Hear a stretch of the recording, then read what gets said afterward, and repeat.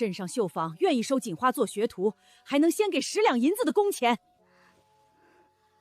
奶，我要是去学手艺，那10两银子可以给我娘看病吗？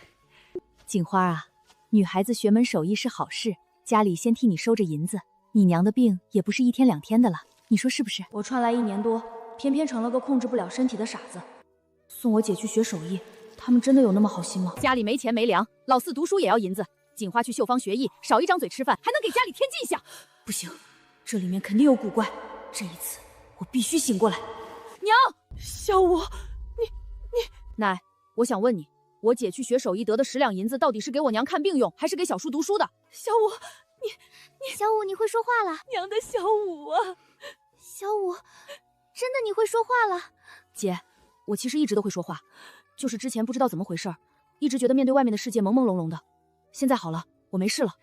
奶，我姐去学手艺是给自己挣前程，不是给别人当钱袋子。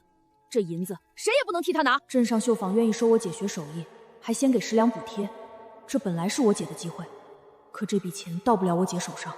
他们想拿这笔钱去供小叔读书，确实是一门顶好的事。既然这么好，婶婶怎么不让秋莲姐姐去？秋莲姐姐和我姐年纪差不多吧？谁要去什么绣坊？娘说了，去了那里就不是自己家的人了，以后什么都得听那个罗二叔的。秋莲，闭嘴！三嫂，小孩子家的，懂什么？别听秋莲瞎说。弟妹，这就是你说的好安排。说是学手艺，怎么去了就不是自己家的人了？不会是大柳树村村头那个罗家吧？娘，这事儿我绝对不答应。我是锦花的奶奶，我说了就定了。你个病病殃殃的，1年吃药就得花不少钱，还不能下地干活。锦花学手艺是为了家里，拿点银子出来帮衬他小叔，怎么了？娘，三嫂，你们别吵了。他们要我姐去哪里我还不知道，但肯定不会是送去干活那么简单。我现在只是个孩子，还饿得皮包骨，根本拦不住他们。但我绝不会让他们如意。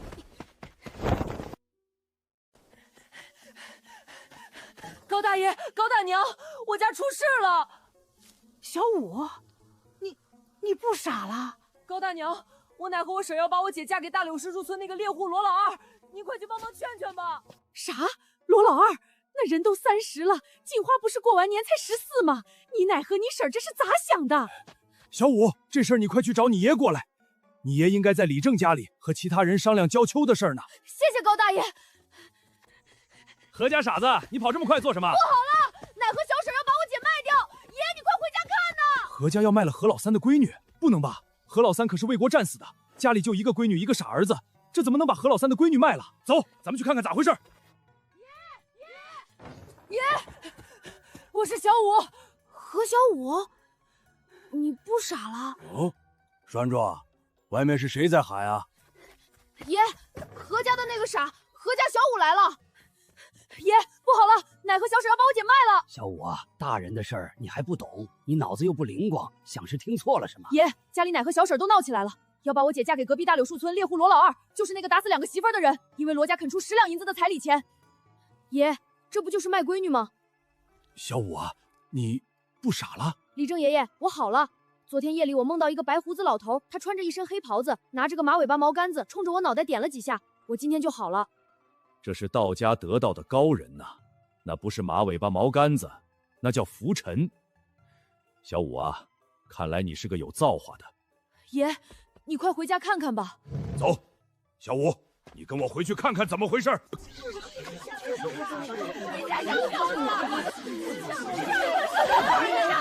倒水平！大家让让。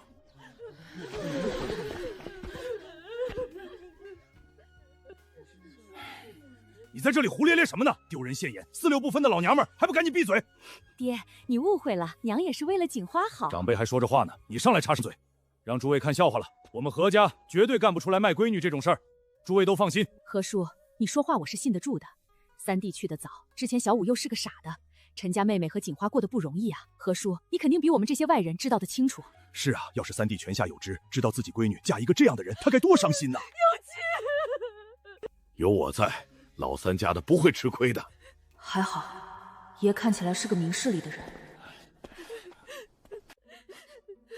这到底是怎么回事？小五也真是的，这又不是什么大不了的事儿。三嫂不愿意就不愿意吧，小五把这事儿搞得人尽皆知的，这不是丢咱们老何家的脸吗？小婶儿，说出来有啥丢人的？还好我说出来了。要是真把我姐嫁过去，坐实了咱们老何家卖闺女，那不是更丢人吗？哟，小五真是不傻了，这说话一套一套的。老四媳妇儿，以后家里这种事你不要掺和了，你回镇上陪老四念书，好好照顾老四。爹娘，我怎么在打鼓场听人说，咱家要把老三家的姑女嫁给罗老二？三弟当年可是替我去征兵入伍的，我不能嫁呀！是啊，爹，这事儿可不行。那罗老二都和我们两口子是一个辈分的，怎么能把锦花嫁过去？也不知道有些人安了什么心思。大嫂，你这么说可就不对了。我在这事儿上可没有自己的私心，嫁锦花这事儿是为了咱们老何家呀。为了咱们老何家？当然是为了咱们老何家。有业前些年已经通过了府试，等以后再考过院试，那可就是真真正正的秀才老爷了。以后再考上举人做了官，那可就是官老爷。那镇上的夫子水平能有多高？我和有业都打听好了，县里的五柳书院有个葛夫子，教书最厉害，他教的学生不少都成了举人，做官的也不少。等有业去了县里念书，当了官，爹娘，你们以后就是官老爷的爹娘。别说理政，就是县里面的县官爷见到你们，也得让你们3分。大郎、3郎、2郎、4郎，以后你们小叔就是官老爷，你们可是官老爷的侄子。你们想想，以后说亲，人那可不得高看你们一眼。是这个理儿，是这个理儿。小婶儿，你说了半天，小叔念书和我姐嫁人到底有什么关系？怎么没关系？去县里五柳学院，1年束修要10两银子。10两银子？你姐姐不嫁人，这个年岁上哪儿去弄这10两银子？咱们老何家怎么兴旺？世上竟有如此厚颜无耻之人，他这是把我姐拒亲，说成阻挠老何家兴旺。10两银子也太多了，咱们上哪儿弄10两银子？大哥，你可别忘了，有业以后可是要当官的，以后你家大郎和3郎那不得找个顶顶好的亲事？四弟妹说笑了，我们就是土里刨食的庄稼人，说什么顶好不顶好的亲事，娶个门当户对的闺女也就罢了。四弟妹，大嫂不愿意要好儿媳妇，我可愿意。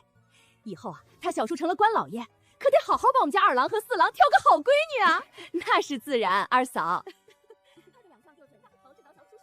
你说你刚刚当着那么多人面前会说什么？刚刚一口咬死把锦花嫁了，咱家不就有银子让有业继续念书了吗？这话以后就不要再提了，银子的事儿我再想法子。老四家的，你先回吧。爹娘，下个月初就是五柳书院报名的时间，就得交银子了。我先带着秋莲回去了。小婶儿，这是奶之前给你准备好的东西，让你带到镇上。老四媳妇儿，这是家里省下来的5斤粟米，是专门做给老四吃的，谢谢娘。那我和秋莲就走了。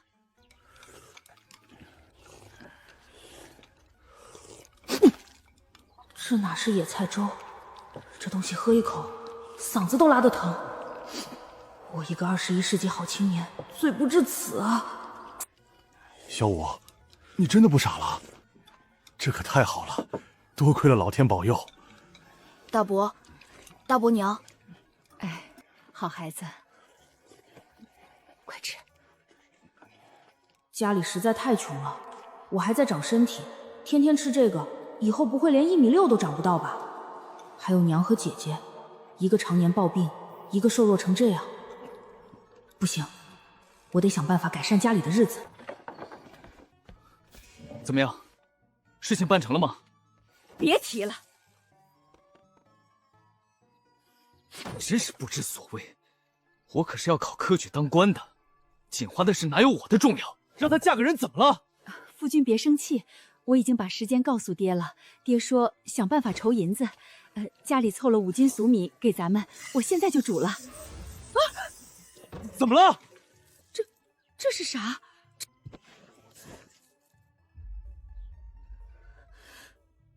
这是怎么回事？不对，娘不会这么做。好个何小五！三房那个傻子竟然敢这么戏弄我！我可是老何家唯一一个读书人，还是童生。等下次回老宅，我一定要告上一状。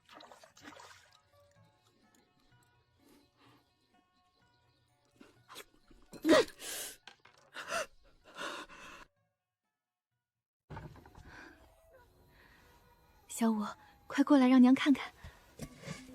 娘，我给你弄来了粟米，刚刚大家都没吃饱吧？咱们煮个粟米粥喝吧。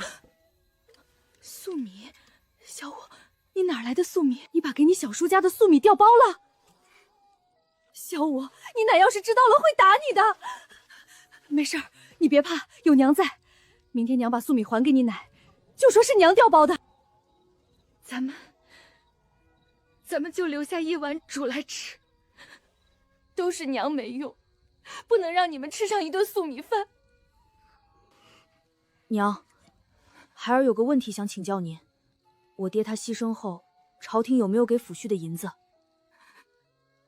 有，你爹冲锋陷阵英勇，后来好像提了把走，我记得当时给了50两银子呢。50两，那咱们现在一大家子，一年的花销能有多少？咱们庄户人家平常吃的菜和粮食都是自家种的，不花费什么银钱，一年到头也就买些家里产出没有的东西要花钱。若是没有婚丧嫁娶的话，一年我估摸着也就用个6、7两银子吧。那我爹这笔钱现在在哪儿呢？娘，我记得爷爷拿这笔钱买了水田和旱田。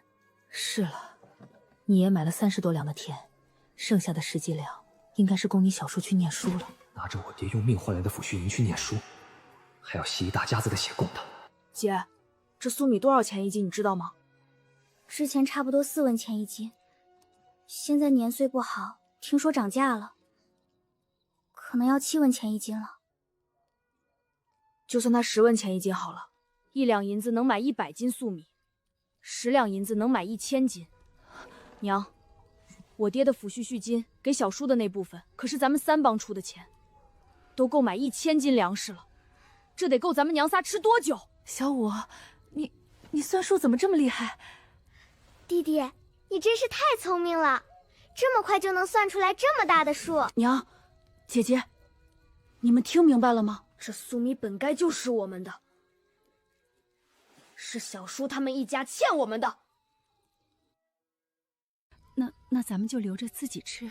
对，娘，你身子不好，可得喝点粟米粥补补呢。你只有把自己身子养好了，才能看着以后我姐嫁人，看着我长大，不能天天再吃野菜糊糊了。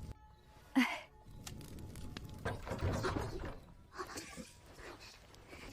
我姐看着瘦弱，这身手够快啊。三婶儿，是我。三郎啊，门是开的，直接进来就行。同样吃不饱，他怎么还能长这么高？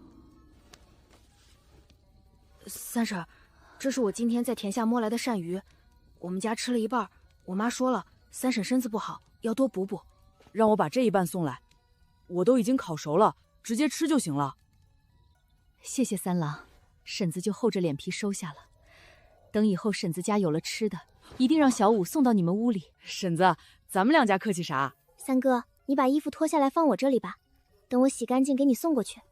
行，谢谢锦花妹妹。三哥，这鳝鱼是从哪里捉的？好捉吗？就在咱村水田里。这玩意儿可难抓了，村里所有的小子们都盯着呢。从开春抓到现在春秋，这鳝鱼都学精了。今天我忙活半日，也就抓了这1条。现在缺吃少喝，能入口的东西，果然都有人盯着。小五，你这真是好了。三哥，以后跟着三哥，三哥罩着你。这孩子成天在想啥？三哥难不成还是个山鸡哥的好苗子？唉。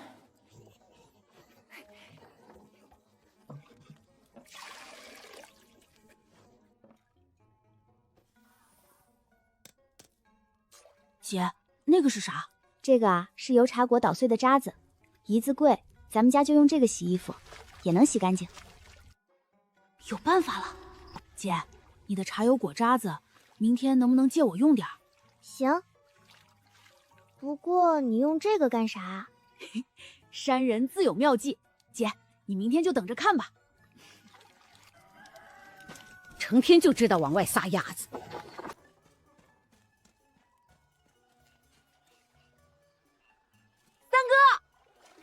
小五，你咋来了？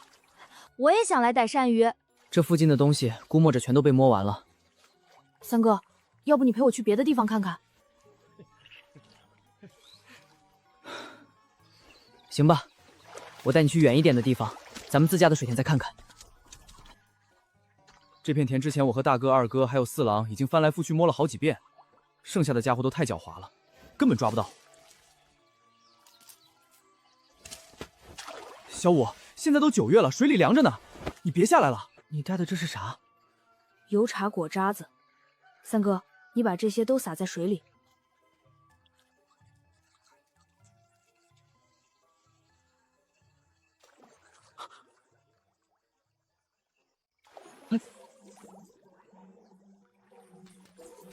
这，怎么才这么点儿？三哥，你把东西都捡上来吧。哎，好。小五，给你。三哥，咱们烤个鱼吃吧。我从奶的厨房里拿来了一点盐。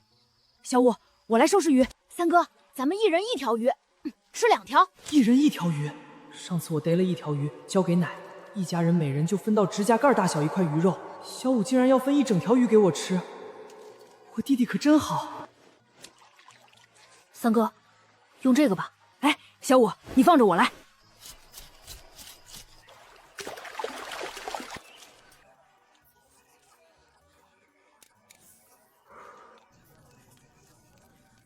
小五，这鱼是咋回事？咋扔了油茶果渣子进去，鱼就浮上来了呢？这是因为油茶坡中的茶皂素会对鱼产生毒性作用，茶皂素不能破坏鱼鳃的上皮细胞。这渣子里面有个东西，对鱼有毒。那这鱼有毒了，咱还能吃吗？这只是暂时让鱼不能保持平衡，不是真的把鱼毒死了。你若是把这些鱼重新放到正常的水中，过不了多久，它们又会活蹦乱跳的。你咋知道这么多东西的？我梦里遇到那个白胡子老头，他教我的。小五，你这是遇到神仙了哇！小五，你现在比咱小叔聪明多了。要我看，你说不准比小叔更适合念书呢。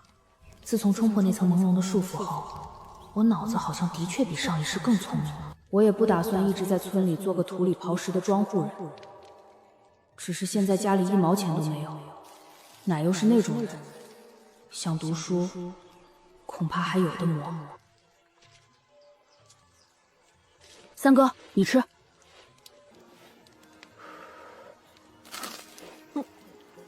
好吃，真好吃。果然烤鱼还得多撒辣椒面和孜然面才好吃。也不知道这大圣朝有没有辣椒和孜然。三哥，你说这鱼能拿去卖吗？能。高大爷赶牛车去镇子上，咱奶之前还让我娘搭车去卖过家里攒的鸡蛋嘞。鸡蛋能卖，想必鱼也能卖。走，咱们去高大爷家瞅瞅去。高大娘，小五，三郎来啦，走进屋。高大娘，多谢您和高大爷昨天过去帮我娘说话。大娘你就收着吧。这鱼从哪里来的？是小五抓的。昨天的事儿，是个有良心的人都会去的。咱们又是邻居，这么客套干啥？高大娘，我和三哥还有事想麻烦您家呢。您要是不收，那我可就开不了口了。小五真不愧是牛鼻子老道指点过的，这话说的和个小大人似的。说吧，你们有啥事？我们想借一下您家的板车用用。借啥板车？你们要去哪儿？我让你们高大爷赶牛车送你们去就得了。不用，我想弄点鱼，看看能不能卖了，给我娘买些药。行，你们想啥时候用就来拉走。高大娘，这些鱼您收着，剩下的也麻烦您帮忙挂起来风干。这东西不好往屋里拿，鱼腥味太冲了。行，大娘帮你们挂着。谢谢高大娘。三哥，明儿咱们起个大早，多抓点鱼，借了高家的车去镇上。光靠咱俩推车恐怕不行，还得把大哥叫上。这事儿只有你能做得到，就靠你了，三哥。你放心，我铁定把大哥喊来，保管不让别人发现。小五，这个桶能带不？能带。鱼死了就卖不上价格，是吧？对，得把活鱼运过去。走。小五，咱去哪儿？大哥，咱们绕着村里的水田全都走一遍，每块田只选一小块地方撒，不能全撒。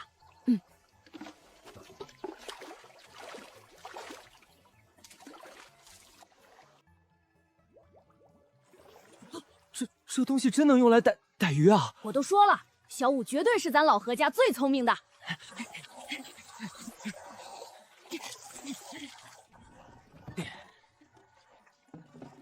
也不知道奶会不会在家发脾气。大哥，你放心，咱们给爷奶也带些鱼回去，他们不会生气的。也是。那里是摆地摊的地方，我娘带我在那里卖过鸡蛋。不，大哥，咱们不去摆摊卖鱼。那咱的鱼卖给谁啊？大哥，你知道镇上有什么酒楼吗？我知道，听说镇上有家聚贤酒楼，就在西街。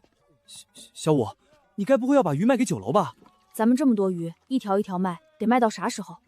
这能行吗？这有什么的？咱们去看看。三哥，你在外面看着咱们的板车。大哥，你跟我一起进去。啊！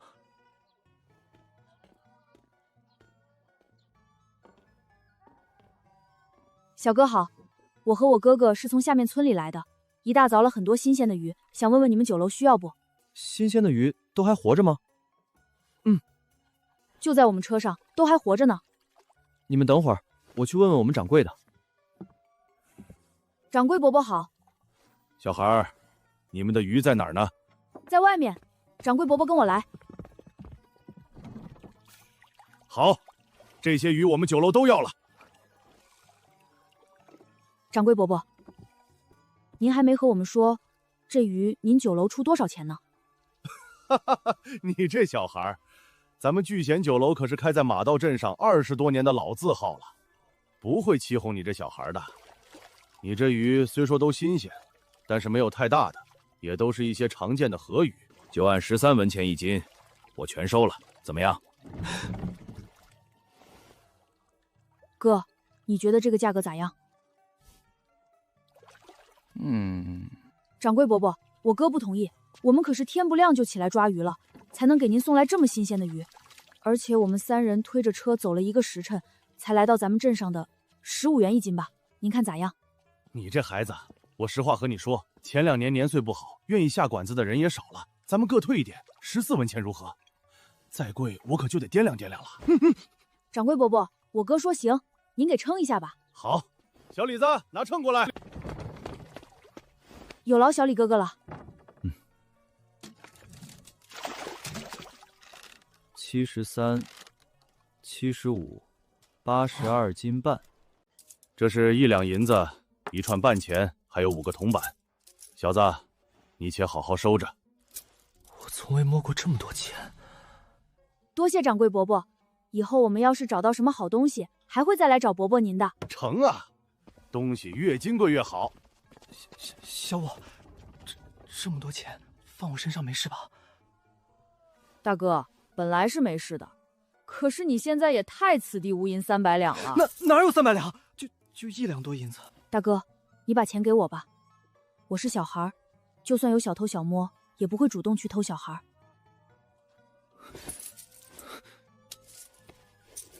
走，咱们去逛街。我想过文房四宝不便宜，可是这也太贵了吧。一刀麻纸50文，像样的毛笔大几十文，普通墨块也大几十文，普通不掉花的砚质大几百文，更别提书了，一本书少说也要几千银子，科考用的还要更贵。咱们抓了这么多鱼，卖的钱也就将将够凑一套文房四宝的，还是最差的。笔墨纸都是消耗品，特别是纸和墨，用完了就得再买新的，还不知道一年花在这些东西上要多少钱呢。念书果然是贵啊。光靠卖鱼指定不行，还得想别的赚钱。文静兄，听说县里的五柳书院下个月就要收学生了，你要去吗？五柳书院1年的束修要5两银子，我家囊中羞涩，实在是去不了。哎呀，那可是可惜了。听说那边的葛夫子教出来不少人都考上举人了，果然咱们镇上的水平就是比县里差些。5两，五柳书院要5两银子，可是夏氏上次回家明明说要10两。2位秀才大哥，我们不是秀才。哎，2位莫不是骗我？我之前见过的秀才，气度都没有2位好呢。小弟弟，我们以后肯定会是秀才的。不说这个了，你拦住我们是有什么事儿吗？我家小叔听说也要去五柳书院念书，家里爷奶让我们来找小叔问问，大概需要多少银钱。但是今天来镇上没见到小叔，听你们刚刚谈起来了，所以想问问。这样啊，五柳书院1年束修要5两银子，因为有官府的补贴，所以吃住在书院是不花钱的。只是这束生钱实在是贵，在咱们镇上念书，1年不过才2两的束修钱。谢谢2位大哥。小婶这不是骗咱们吗？明明是5两银子，他却说是10两。小叔说镇上要的束修是3两，他都念了好多年书了。走，咱们偷偷去看看小叔在干啥。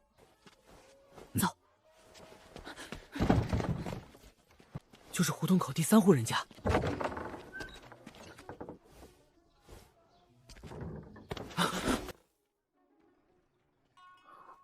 跟上。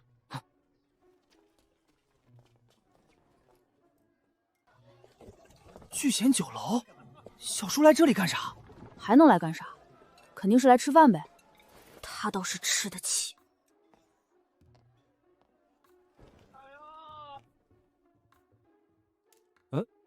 你们怎么回来了？我们结给你们的银钱没错啊。小李哥误会了，我们是想来跟小李哥打听一些事儿。这样啊，打听啥事儿啊？刚刚进去那个人，好像是我奶家的远房亲戚，好多年没见了，不太敢认人。我想问问，他是经常来这里吃饭吗？哦，那个人啊，那是何书生，在镇上念书，家境应该不错，每月都来我们酒楼用上好几次饭，有时候是和同窗，有时候带着家人来。这个意思是何书生在天号1号吃饭，今天是他请客，客人有8个，点了好多菜嘞。这得花多少银子？要560文。我们酒楼这个价格算合理的了。你看何书生点的菜可都是硬菜，八宝葫芦鸭、山羊头蹄、汆鸡软脱汤，这些东西处理起来都费功夫。他们还点了酒，500多文真不算贵的了。谢谢小李哥，我们可算长见识了。那这个何书生请的人都是谁啊？好像是镇上书院的一些书生吧，我也不太清楚。小李哥，我忽然有点肚子疼，能不能借用酒楼的茅厕方便一下？成啊，就在后院，你自己进去就行，用我陪着你。不用，你忙你的。有叶兄，多亏了你，我们才有机会打牙祭。是啊，这等小事，朱兄何必在意？朱兄该吃就吃，不用在意。来，咱们举杯，敬有叶兄。原来是在这里打肿脸充胖子呢。小五，你肚子咋样了？三哥，我没事，咱们走吧。小叔太过分了！要不是小吴点醒我，我还得一直蒙在鼓里，给小叔打一辈子长工。走，咱们先回家。小郎君，想不想吃个热乎乎的大肉包子呀？咱家的包子都是新鲜肉做的，喷香喷香。咱快走，站在这里越站越饿。叔，您这包子咋卖的？肉包子5文钱2个，素包子3文钱2个。小五，别买了，咱们回家吃饭。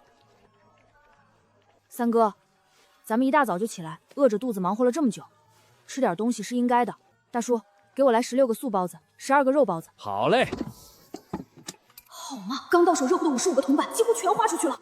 小郎君，给你，咱这里有座位，几位小郎君可以坐在这里吃，茶水免费。大哥、三哥，喝茶。好喝。肉包子你俩1人2个，我1个；素包子1人2个，剩下的回去带给大伯和我娘他们。小五，你吃肉的，大哥不爱吃肉的。你可拉倒吧！有一年过年的时候，奶做的1碗扣肉都馊了，你馋的还是吃了好几片，拉了1晚上肚子，你忘了？当着小五的面，你会说啥子？大哥，我吃不完。好吃，真好吃。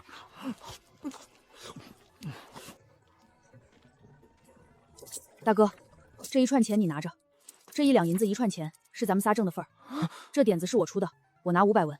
大哥、三哥都出工出力了，一人300文，眼下这1两银子还分不开，而且我后面还想做别的，需要本钱，不知道大哥、三哥意下如何？这怎么行？绝对不行！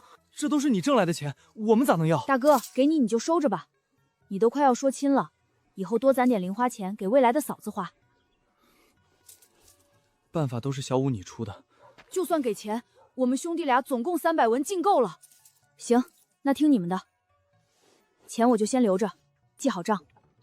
后面看看咱们用这个作为启动金，还能做什么，再挣点钱。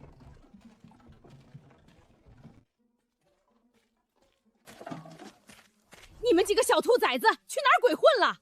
把家里的盆桶都拿走了，害得家里一天都没得用，白养你们这么大，一天天不知道干活，只知道瞎捣乱。奶，我们出去抓鱼了，你看，这是我们抓的鱼。赶紧去给我把盆刷出来，一股鱼腥味儿，还怎么让我用？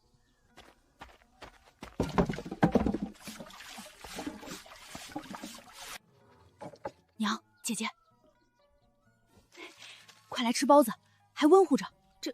这包子哪儿来的？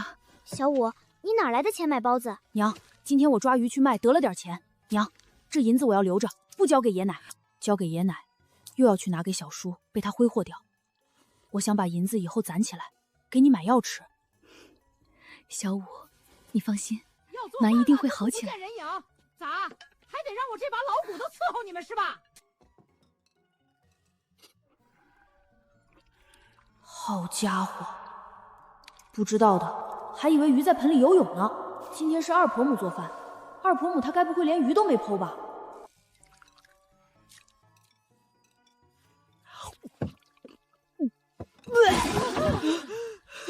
这鱼咋这么难吃？老二媳妇儿，你咋没把鱼肚子给剖了？鱼肚子里也是肉，剖了干啥？蠢蛋，干啥啥不会，吃的倒是最多。好好的鱼都被你白瞎了。爷爷奶，咱们在家里平日连个鱼都吃不上，小叔在镇上的酒楼经常大吃大喝呢。什么？这咋可能？咋不可能？我们都亲眼看到了。你们怎么知道的？我们去镇上了。你们去镇上干啥？奶，我们不是抓到了几条鱼吗？想着带回来，您肯定要送给小叔一些。我们抓到活的，就直接去镇上给小叔送鱼了。大郎、三郎、小五，这到底是咋回事？今天去送鱼，发现小叔饭点进了酒楼吃饭。我们跟小二打听，他这次吃饭就花了500多文。妈呀，500多文！我长到这辈子还没下过馆子，老四他一顿饭就花500多文。那咱天天在家喝糊糊吃窝头，小叔在外面吃香的喝辣的，咱们这算啥？几个孩子什么都不懂，说不定这事儿有什么隐情。爷，这都是我们亲眼看到的。小叔请了一桌子人吃饭。你小叔是读书人，这以后要是考出来做了官，同窗之间的情谊可是很深厚的，说不得要维系关系，以后也是个助力。爷，考上秀才才只是拿到科考入门的门槛，更何况小叔还只是个童生。小五，你刚刚说的是啥意思？啥门槛的？大伯娘，就是考上秀才的人才有资格去参加科举，等考上秀才去省城再参加乡试，考过了成了举人才有做官的资格。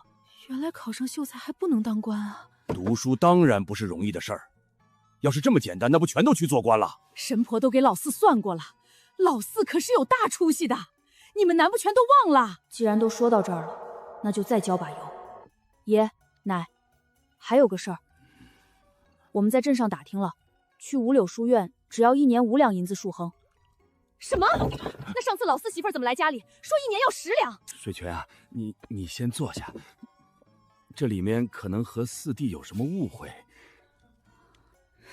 你儿子眼瞅着就得说亲了，啥都没给他攒下，咋？难不成你要替别人打一辈子长工？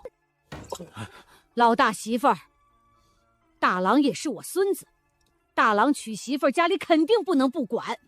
管拿什么管？就家里那仨瓜俩枣的，能娶什么好的媳妇儿？爹，没有这么不地道的事儿。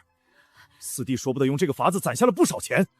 二伯真聪明，听说镇上的束修是2两银子1年，也不是小叔说的3两呢。别吵了，都先吃饭，等下次老四回家，让他把这事儿给解释清楚。哎呦，你是不是傻？你没没听小五说什么吗？这么多年，老四家也不知道妹下家里多少银子。树峰1年多要了1两，他这都读了10几年书了。还有，每年还要3两银子的笔墨纸砚钱，还要5两银子的租房钱，说不得这里面也有什么猫腻。我告诉你，何有天，你这次要是不站在我这边，老娘和你没完！娘，你刚刚是不是没吃饱？娘，你吃点包子吧。哪来的包子？刚才饭桌上说的那些事儿都是小五去问的，钱也是小五挣来的。这个小五是有个大运道的，他可是有神仙保佑的。以后三房要是有啥事儿，能帮忙的咱就去帮把手。爹娘，小五是为了给三婶挣钱买药，你们可不能把他给卖了。你爹娘是那种人吗？爹娘不会给三弟妹银钱治病买药的。三弟妹这个病又不是疾病，需要常年调理，也是难为小五了。咱们大房也该攒些银钱留给自家了。弟弟，包子真好吃，以后要是天天能吃上包子，那该多好！城里的官老爷肯定顿顿都吃包子。姐，这算啥？以后等我再赚了钱，带你和娘去镇上酒楼吃饭。酒楼里有啥？也是包子吗？八宝葫芦鸭、番羊头蹄、汆鸡软脱汤。娘，姐姐，以后我要赚大钱，我还要去念书。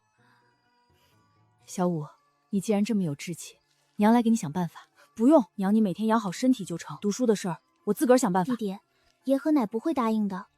供你小叔念书，家里都花了这么多钱了，再供一个人，所以我打算自己想办法。姐，你以后就在家照顾好娘，这事儿千万别先声张出去。好。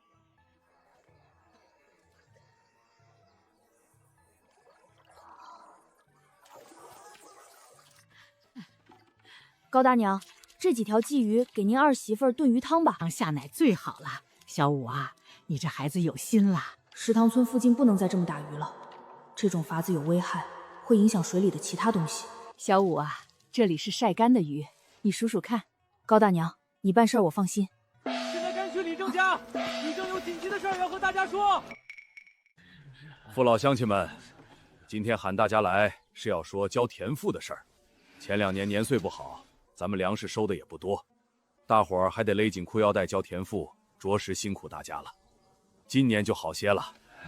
不过我听我家小虎说，今年来收田赋的税吏不是原来那个人了。各位叔伯婶子，大家也都知道，税吏这官虽然不过是个芝麻大小的官儿，但是却正好管着咱们。因此我有心和新的税吏搞好关系。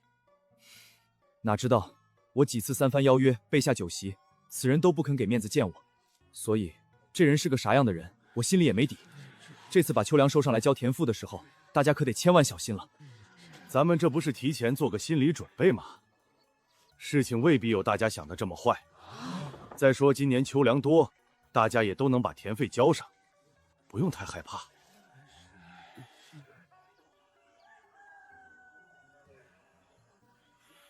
爹，有爷一家还没回来。爹，有爷想必还在路上，要不咱们再等半日吧？等他们做什么？咱们现在就去收粮。得，偷懒偷不成了。秋收干的是力气活，得吃点顶饱的。锦花、小五，你们去给你爷、你大伯他们送过去，把那罐子里面装好的水也带过去。姐，走。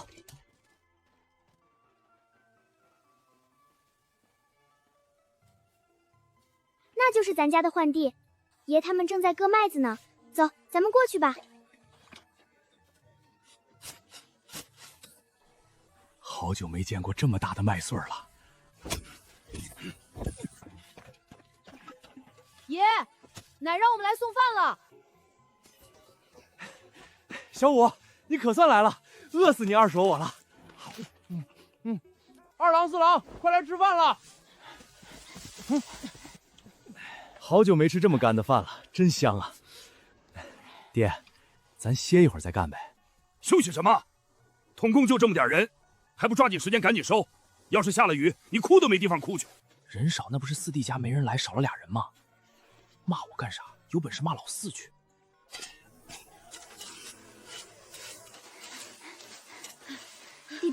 先歇会儿，我再去找找。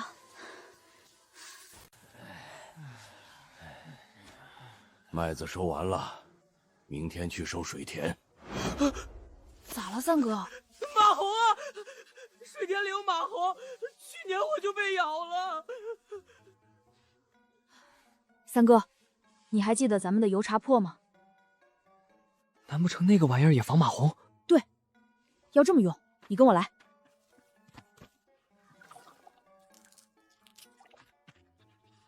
泡一夜，第二日一大早，把这些泡完油茶缸的水洒到田里就行。太好了，这下不怕蚂蟥咬我了。三哥，姐姐，这油茶树在哪儿啊？我怎么一直没看到？这油茶树长在山上呢，就是咱们村子南边那一片山，山上全都是。对了，小五，你还没去山上玩过吧？等秋收完了，三哥带你去山上玩。山上这会儿应该有野果子吃。姐，那既然咱们村子旁边有这么多油茶树，咋咱家做饭用的油还是猪油，不是茶油呢？这油茶果之前大家捡回来捶打过，结果弄出来的油又苦又涩，也不好吃，没有猪油香。我也试着捶过，老费劲了，捶半天也就出那么一点点油，胳膊都快累断了，犯不上。油茶果多，村里人不会榨，又苦又涩，是法子不对。发家致富的方法，这不就来了吗？油茶果收了，当然不能直接捶，想让它出油，后面还有一系列工艺。三哥，等忙完秋收，你一定要带我上山啊，包在你三哥身上。小五太可怜了，之前是个傻的，从来都没上山玩过。爹，大哥，小五说了，把这个水洒到田里，能赶蚂蟥。小五说能行，那肯定能行。这玩意儿真能赶蚂蟥吗？真的假的？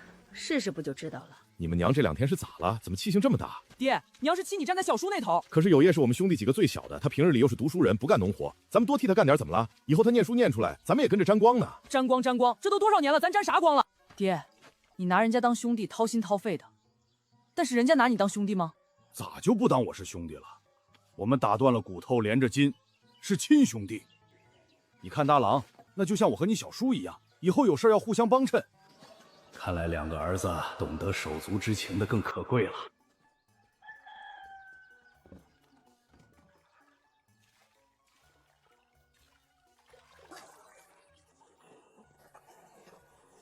古时候，人间本来没有稻谷，多亏一条聪明的天狗，从天上沾了一身谷粒来到人间。它过天河时，身上的稻谷都被洪水冲走，只有高高翘起的尾巴发上还剩一点点。人们靠这一点点稻谷育种繁衍，才有了大片稻田，才有了饭吃。这就是老百姓朴素的幻想。干活，活动起来就不冷了。肯定是小五让洒的油茶本水起了作用。小五真是太聪明了。有叶，咱们秋收不去老宅帮忙，口粮大哥二哥他们还乐意分给咱们吗？他们凭啥不分？咱们也是老何家的一份子，凭啥不给咱们分口粮？再说了，咱们俩都手不能提肩不能扛的，回去干啥？他们都是下地下惯了的，让他们干活就行。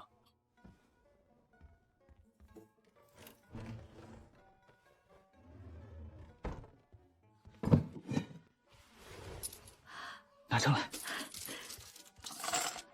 已经56两了。我上次回家可是要了10两银子呢。哎呦，我的心肝儿，你做的对。咱们看上的镇上那个宅子要60两，等下个月老宅把银子送来，咱们立刻就去订宅子。不过我看今年家里的光景确实不咋样，夫君还想去县里的五柳书院念书，也不知道老宅能不能凑上这10两银子。这有什么难的？不过是老宅那些人再从牙缝里抠抠罢了。真不行的话，让我爹卖地呗，家里好多地呢。爹说这7、8日时间是家里收粮食的时候，咱们等这几日过去了，再回家。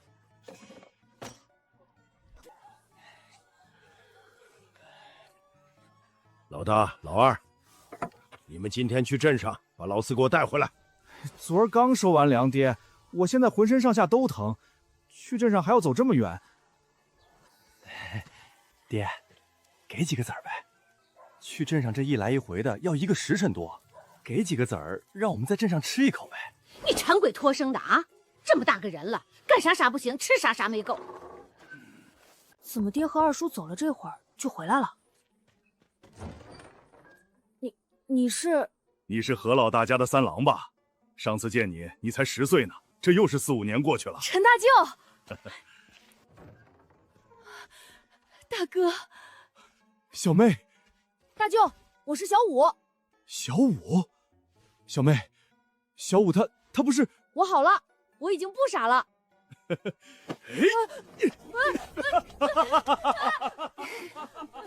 太好了！大舅，快放我下来！大哥，你怎么突然来了？前阵子县里有大户人家要起房子，咱家砍了一批树卖了。这不，我去了县里，今日赶回山里，正好路过这里瞧瞧你。这是我在县里买的白糖，他们说吃这个对身子好。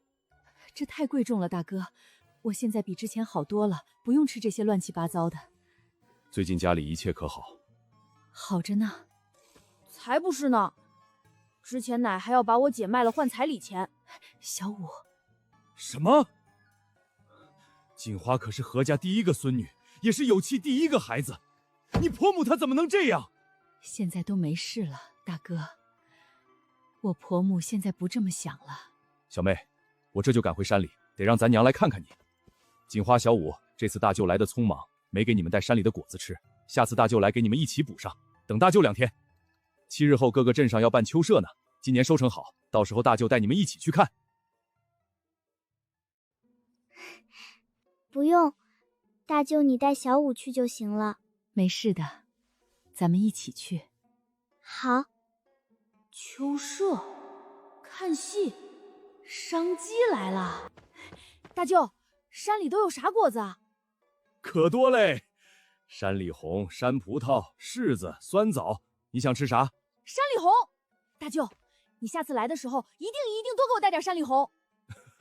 小五，你要这么多山里红干啥？那玩意儿吃多了胃酸，咱们也吃不完啊。好，咱们小五想吃，大舅一定给你多带点。大舅，给你。大舅，白糖都多少钱一包？这个银子您能不能全帮我买成糖？小五，白糖是1钱银子1斤，贵着呢。我这次给你们拿了2斤，够你们吃一阵子的了。这个银子你就收着吧。大舅，我不是买来吃的，我要做一种吃食，到时候去秋社卖。大哥，这银子本就是小五挣来的，我相信他，你就听他的吧。行，那大舅下次来，给你把你要的都带上。怎么回事？老四呢？爹，老四说最近读书时间紧张，就不回来了，还让我们下次帮他们一家把口粮背回去。他们一家要1000斤粮食，够他们这半年吃的。哼，活都不帮家里干，还想直接要粮？爹，老四还说了，让咱赶紧把10两银凑过去给他，他着急用。老四这是忘了本了。你们再去把这混账小子给我带回来。爹，老四肯定不会和我们走的。爷，我去把小叔带回来。他们2个大人都没把老四带回来，你有啥办法？奶，我既然说得出口，我就有办法把小叔带回来，让大哥和三哥陪我去就行了。小五，你去把老四给我带回来。孩子他奶，给小五他们拿点吃的带着。去镇上又不远，你们省着点吃。谢谢奶。大哥、三哥，走。正好，我也想找机会把晒好的鱼干卖了。小五啊，都给你捆好了。谢谢高大娘。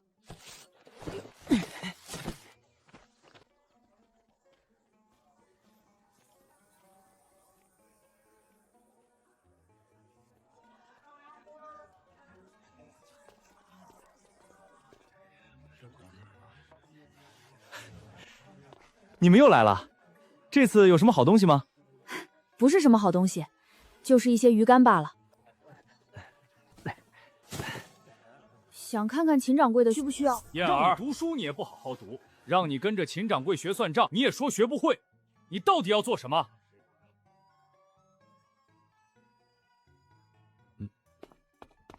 东家，这是之前来咱们酒楼卖过鱼的几个小乡下小子，这次想来卖鱼干的。东家伯伯好，这都是用鲜鱼晒出来的，刚晒好我就拿来了。您看看您酒楼需不需要这个？前面的小子，你几岁了？11岁。不是吧，我也11岁，你怎么看着这么小？小李子，东家，平日里咱们收鱼竿多少钱一斤？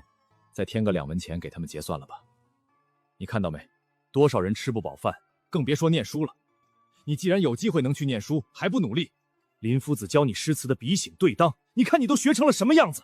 要是让人家也有机会去念书，学做的事指不定比你强多了。不是，这关我什么事儿啊？小李哥，你给我称一称吧。随我来。哼，他不过是穷人家出生的，就算有机会念书，也不可能比我强。不是，举例子非要举我是吧？这位郑小公子，请问你在学做什么诗？我刚学作诗的技巧，我夫子让我试着做一首咏志。喂，你知道咏志是什么意思吗？这有什么难的？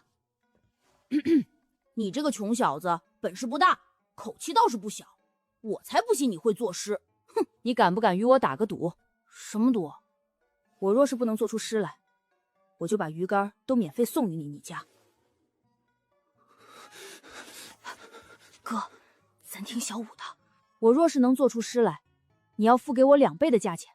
2倍？太少了，不如就算5倍吧。行啊，那本公子就和你打赌。没想到在这马道镇上还能看到这么有意思的事。天方，你怎么看？以在下看来，这不过是农家小子的哗众取宠之计罢了。一个毛都没长齐的娃儿，还叫嚣着会做咏志诗，咱们且听着吧。脑海里的唐诗宋词太多了，用这首最合适。3更灯火5更鸡，正是男儿读书时。哼，黑发不知勤学早，白首方悔读书迟。好诗，这诗简直太好了。郑小公子如何？是我输了，愿赌服输。小李哥，你去帮他称称这鱼竿该是多少钱，我翻5倍给他。你看到了吗？人家还没正经上过学呢，你以后可得给我上点心。知道了，爹。你叫什么名字？何明峰。你真没念过书？没有，家里穷，念不起。没上过学，你咋学会写诗的？听过几出戏本子，自己琢磨的。你不念书真是可惜了。这位小友，你可有想过要念书？想过，总有一天我会去念书的。有志气，不愧是刚刚写出那首诗来的人。你若是愿意来县里念书，便去找葛夫子。他应该不是普通人。这个时代，只做生意固然能成为富家翁，但唯有登上庙堂之高，才能让我和家人不受压迫，不被时代洪流摧毁。天方，我们该回县里了。这俩人是谁啊？听说话，这2人是县里的，今天还是第一次来到咱们酒楼。东家，我称好了，一共是32斤5两的鱼竿。咱们平常收的价格是32文一斤，东家您说每斤多添2文钱，那就是34文一斤，32斤5两就是1105文。2大捆鱼竿竟然这么重，大哥和3哥每人背了10几斤，一路都没喊累。愿赌服输，翻5倍，是5两银子525文。燕儿，这银子我掏还不成吗？我把我这半年攒的零花钱都拿出来。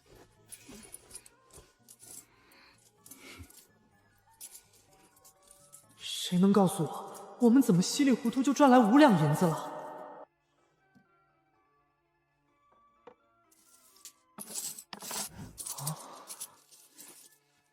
何明峰，我记住你了，以后没事来镇上记得找我玩。好，这小胖子人本质上还不错。小五，我这不是在做梦吧？你快扇我一巴掌！5两银子，都赶上家里人1年的花销了。你和别人打个赌就拿到了。3哥，你没在做梦，这是真的。要不你把银子保管着？别，还是你拿着吧。我要是揣着5两银子走路，我保证先迈哪只脚都不知道了。走，咱们去找小叔。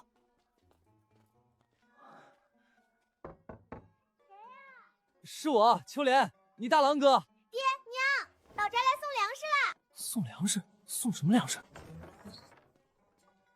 粮食呢？什么粮食？当然是新收的秋粮啊！怎么，你们不是来送粮食的？小婶儿，我们可是走了一路，还没吃饭呢。你看，我们就站在这门口说吗？你不让我们进门吗？没带粮食，你们就回去吧。小婶儿，爷让我们来问你和小叔，为啥秋收不回家帮忙收粮？是不是想偷懒，不干活只拿粮？你胡说什么？赶紧进来。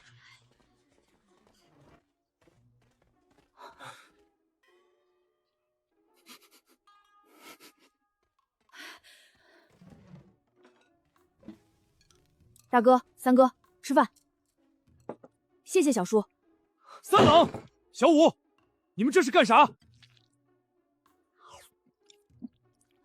好好吃，好久没吃到油水大的东西了，真香啊！小叔，你不让我们吃饭？你们小声点儿。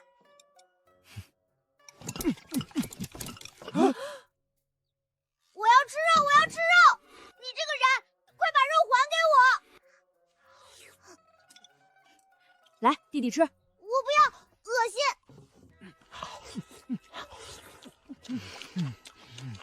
你们快从我家滚出去！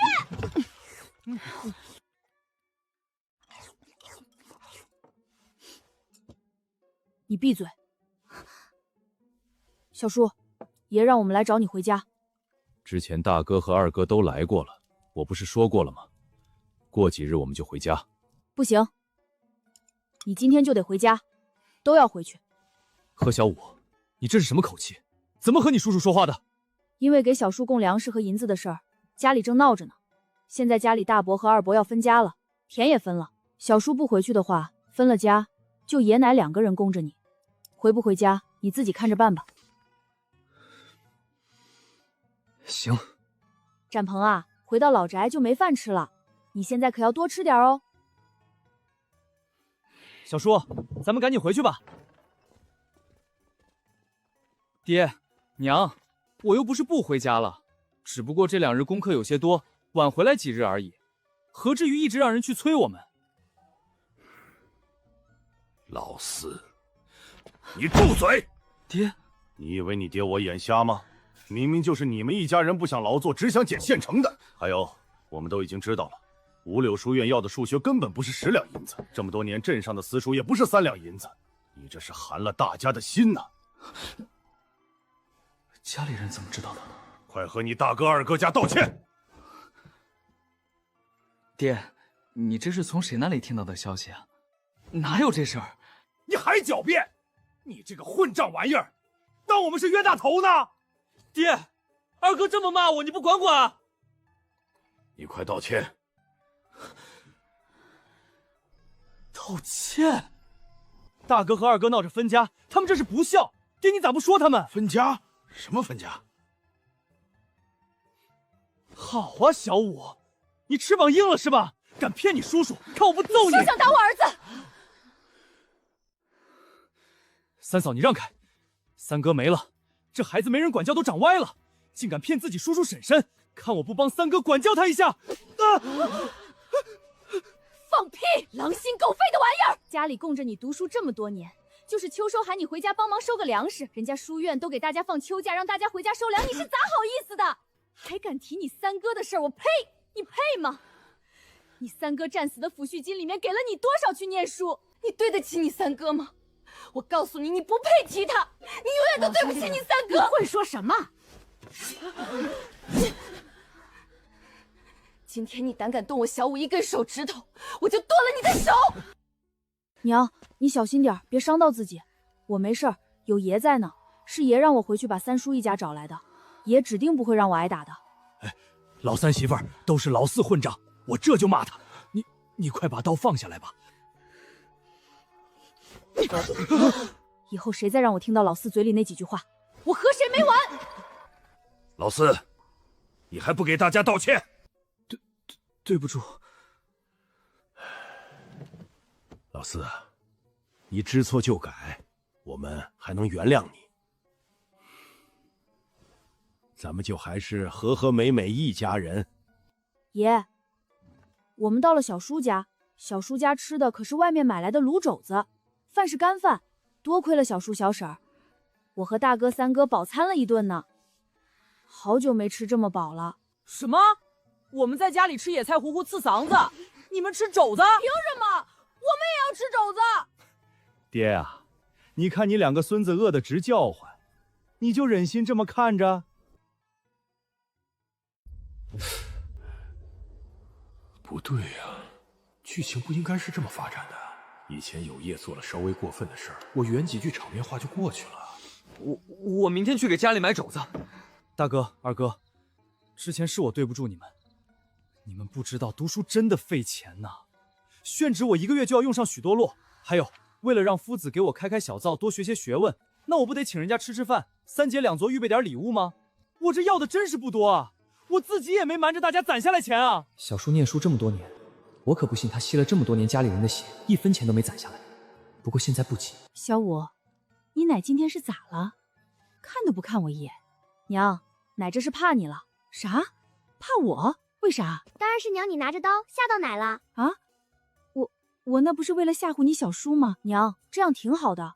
你看二伯母今天对你也客气多了。小人畏威不畏德，君子畏德不畏威。啥意思啊？意思是人格卑鄙的人只相信暴力威压，他们不懂得感念恩德和恩惠。你越是百般妥协退让，为他着想，他就越变本加厉欺负你。而君子在乎品德修养，不会惧怕你有多大的权力。小人不一样，他们只会害怕威势。哦，我懂了，奶就是个小人。锦花，小点声。小五，这么文绉绉的东西你咋会的？之前好像看过什么唱戏的唱过，现在回想起来了。小五，你真的适合念书，以后不论小五做什么，我都举双手赞成。我要做小五坚强的后盾，坚决不给小五拖后腿。五柳书院既然只要5两银子，那这次就给你5两。你小子别整天天给我整那些花花肠子了，安分点儿。知道了，爹。你带着你媳妇儿他们回镇上去吧，粮食去找你二哥要。二哥，你这是啥意思？我昨天都认错了，你是要眼睁睁看着你侄儿侄女饿死吗？老四啊，你住在镇上，不住在家里，都和家里不亲了。以后你就1个月回来带1次粮，这样经常回来，咱们兄弟也能亲切。1个月回来1次，多耽误我念书。老四，虽然爹娘都向着你，但是现在供着你念书的，可都是我们这些人。行，就如二哥所说，我1个月回来1趟。走，我们回家。三哥，你带我上山看看吧。成，那咱们上山吧。咱们顺着这条路上山就行，这样我不会迷路。这玩意儿看着好看是好看，可惜最多也就是吃2、3个解解馋，太酸了，吃多了烧胃。三哥，这几日叫上大哥，咱们把这些统统采走吧，这个可以卖钱。啥？还有人买这酸不溜丢的东西吃呢？不是买果肉，是买这玩意儿的活人，是一味药材。行，这玩意儿不着急，满山都是，也没人要。我再带你继续往上看看。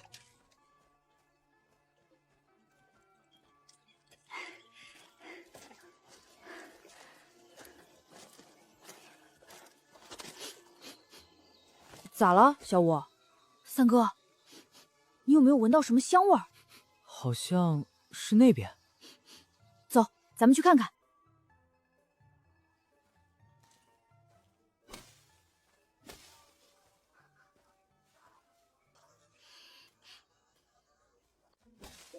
小五，这挡路的灌木太多了，你跟在我后面走我开出来的道，小心别再被划伤了。好。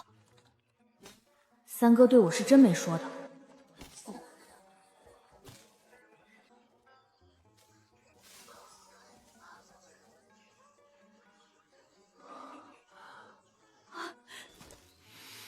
好香啊！哥，咱们采点桂花回去吧。桂花蜜、桂花糕、桂花酒都是能卖钱的好东西。哎，好。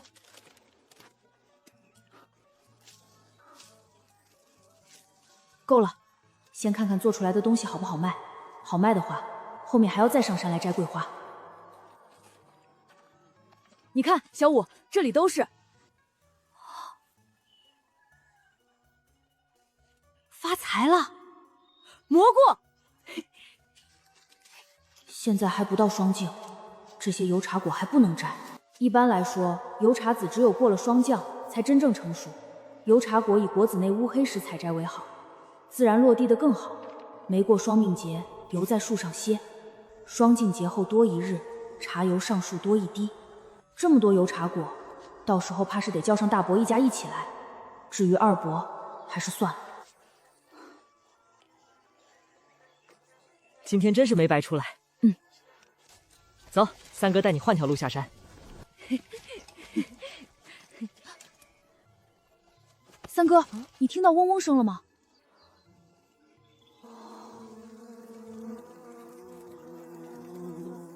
小五，你看，真是打瞌睡了，有人送枕头。我刚刚还在想去哪儿弄蜂蜜做桂花蜜，这不，现在就来了。不过摘蜂窝很危险，一定得做好准备才行。要不，咱们把它摘了吧？摘是能摘，但是得做好准备。三哥，你先随我来。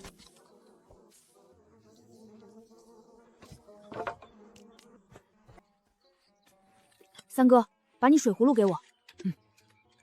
三哥，跟我一起，把泥巴糊到脸上、手上，露出来的地方都糊上。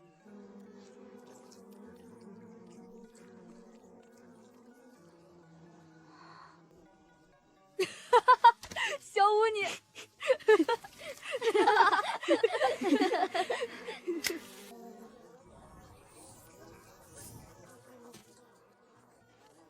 三哥，还是得你上。三哥，你把头包住，捅下蜂窝后，赶紧用烟熏它们。放心吧，瞧我的。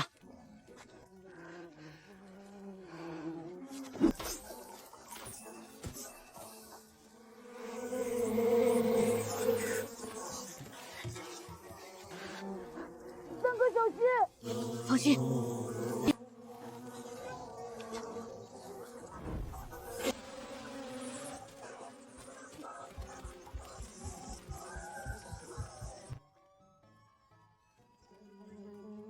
小五，蜜蜂走了。这么大一个蜂窝，咱们背回去吧。行，三哥，我回去给你做桂花蜜吃。啥是桂花蜜？就是把我们摘的桂花处理好，放到蜂蜜里，等腌制好了，蜂蜜中就会带着桂花的香气。小五，那你说的桂花蜜可以卖钱不？能。那还是卖钱吧，多攒些钱。卖钱也不耽误咱们自己做点来吃。走吧，三哥。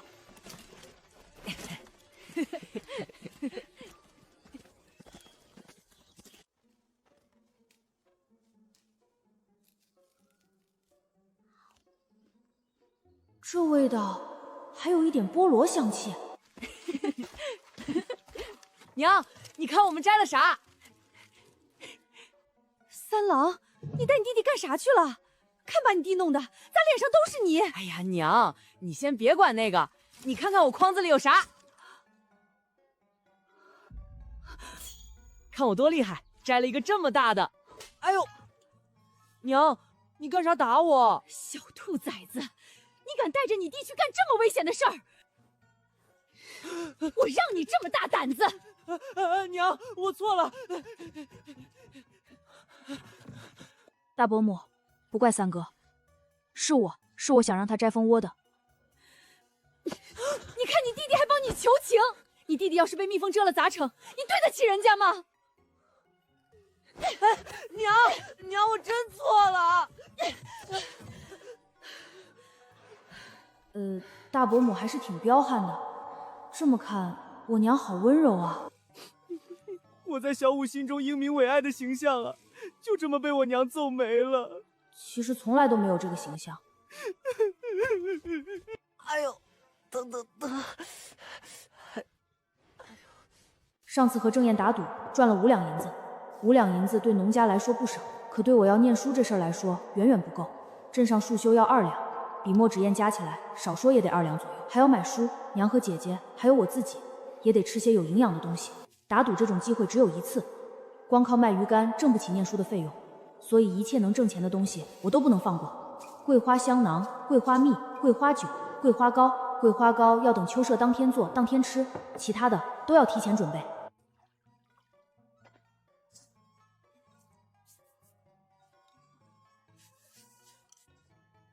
弟弟，这个花你咋拿糖给腌起来？姐，我是要做桂花蜜，等我做好了给你和娘尝尝。娘，你会做针线活吧？小五，你娘我可是咱们整个食堂村绣活最好的了。你和锦花的衣服都是我做的。弟弟，你看，我袖子之前烂了一块，娘裁了另一块布给我缝上了，还绣了花。娘，你帮我个忙呗。什么忙？等我下次去镇上买些碎布，你能帮我缝一些桂花香囊，就是把那些干桂花装到里面就行。到时候秋社咱们拿去卖。这有什么难的？碎布我这里还有。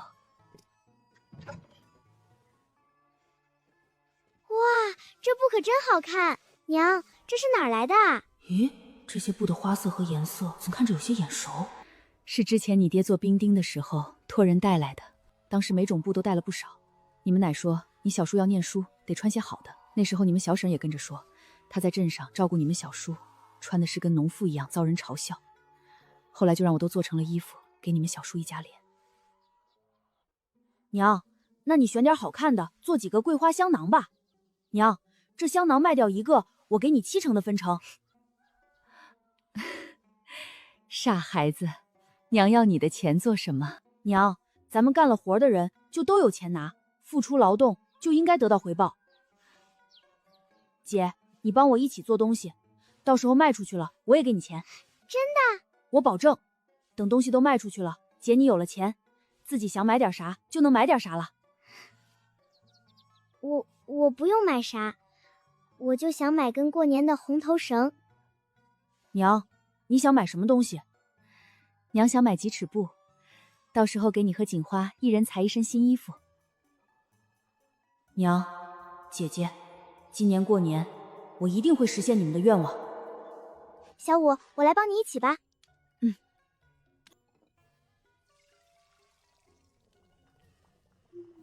姐，你要一直搅拌着，别粘锅烧焦了，那就不能用了。你放心吧。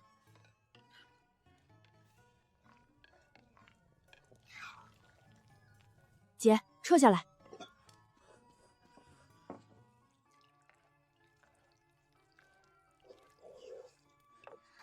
哇，太美了！得去镇上买几个小瓶子，最好是小瓷瓶。陶土罐子有些掉价，商品总得讲究包装，有些东西本质一样。换个包装，身价立马就不一样了。可惜现在没有玻璃瓶，就算有透明琉璃，也不是我现在能消费得起的。若是桂花蜜能装在透明瓶子里，卖相一定更诱人。这样还剩桂花糕和桂花酒，桂花酒需要泡1-2个月，这次是卖不成了。家里也没有酒，等过年前再拿到镇上去卖吧。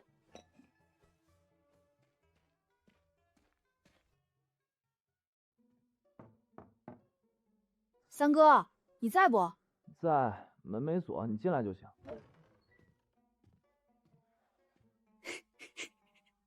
三哥，你这是干啥呢？三哥，这是我上次和你说的桂花蜜，我做好了，你尝尝吧。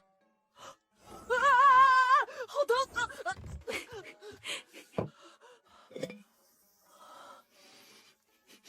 吃这个要用干净无水无油的勺子挖，进了水和油很快就会坏掉。三哥，你尝尝。好香，好甜，这东西竟然这么好吃！能吃到这东西，挨娘天天打也值了。下次我还敢捅蜂窝。小五，这个拿出去卖，肯定很受欢迎。咱不留了，全卖了吧。剩下的净够我卖了。这罐是给三哥你吃的。三哥这次可是立了头功，当然得有三哥吃的。小五对我太好了，小五就是我亲弟弟。三哥，过几日镇上办秋社，我还得让你跟我一起去帮忙呢。我想在秋社弄一个套圈游戏，我们弄点东西给别人套，套中就可以拿走。到时候再这套圈游戏也太有意思了，包在我身上。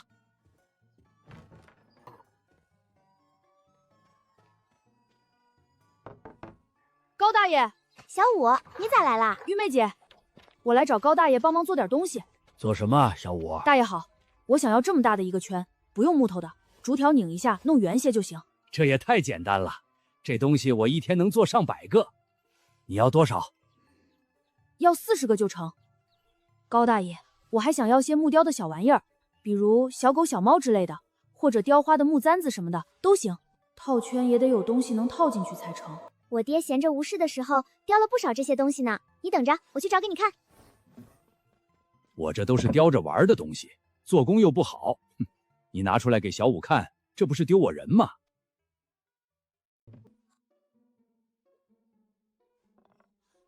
好家伙，高大爷，您做的这也太好了。不过是些哄小孩子的小玩意儿罢了。小五，你喜欢啥，你自个儿挑吧。高大爷，我想从你这里买些木雕。说什么买不买的，这些都是我帮人做家具剩下的边边角角。我想着这些边角料反正也做不了什么能用的东西，就顺手都做成了这些小玩意儿。这东西又不值钱，你看上什么随便挑。高大爷，我是想拿出去卖给别人呢，咋能从你这里不要钱拿走？我爹做的这些也是想卖出去呢，结果哪有人买呢？高大爷，您说个数吧，我花钱买，加上做40个竹圈的钱，您要是不收钱，我可不敢找您帮忙了。那100文，你都拿走吧。盒子里少说有30来个小木雕，这样算下来才几文钱一个。高大爷，你这收的是不是少了些？木料都是之前我攒的边角料，雕的也容易，没什么复杂的。高大爷，我还想找您做几个这样的木剑，再来几个木簪子，最好上面的花色是不一样的，比如有梅花的、桃花的。这有什么难的？2种东西我一样再给你做6个吧，加上40个竹圈，算你60文。不过小五啊，这东西可没你想的好卖，你真要花这么多钱买这些东西吗？高大爷，您只管帮我做就好。我先给您120文，剩下的40文我拿到了东西再给您。没问题，这点小东西明天傍晚就能得了。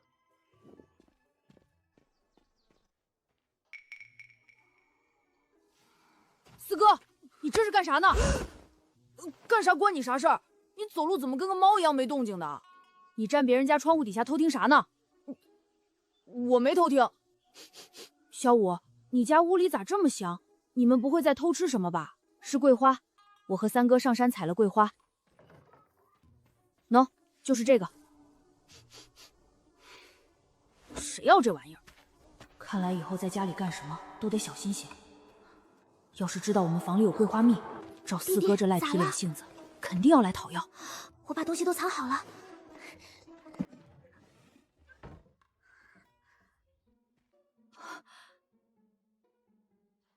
高大爷，您做的太好了。这才哪儿到哪儿。之前我给镇上员外家做8步床，那雕花才算精致嘞。小五，这是干啥用的？娘，姐姐，咱们来玩个游戏吧。娘，姐姐，你们拿着这个圈去套地上的东西，到时候套中了就可以带走。还能这么玩？哎呀，一个都没中。小五，别人套中了就能带走，那咱们岂不是亏了？娘，您自己先试试再说。小五，我这个算吗？不算，得完全把东西套进去才行。看来这套圈不是这么容易的。我打算到时候10文钱10个圈送2个，20文20个圈送5个。不如咱们把有些木雕染个色，比如雕花的簪子，上头的花可以染成红色的，更好看。这个提议好，还是姐姐聪明。那这个任务就交给姐姐你了。我行吗？怎么不行？姐，我相信你，你就放心大胆的去做。哎，好，那我试试。既然小五放心交给我，我就一定得把这事儿做好。妹子，家里人来看你了。是大舅，大舅来了。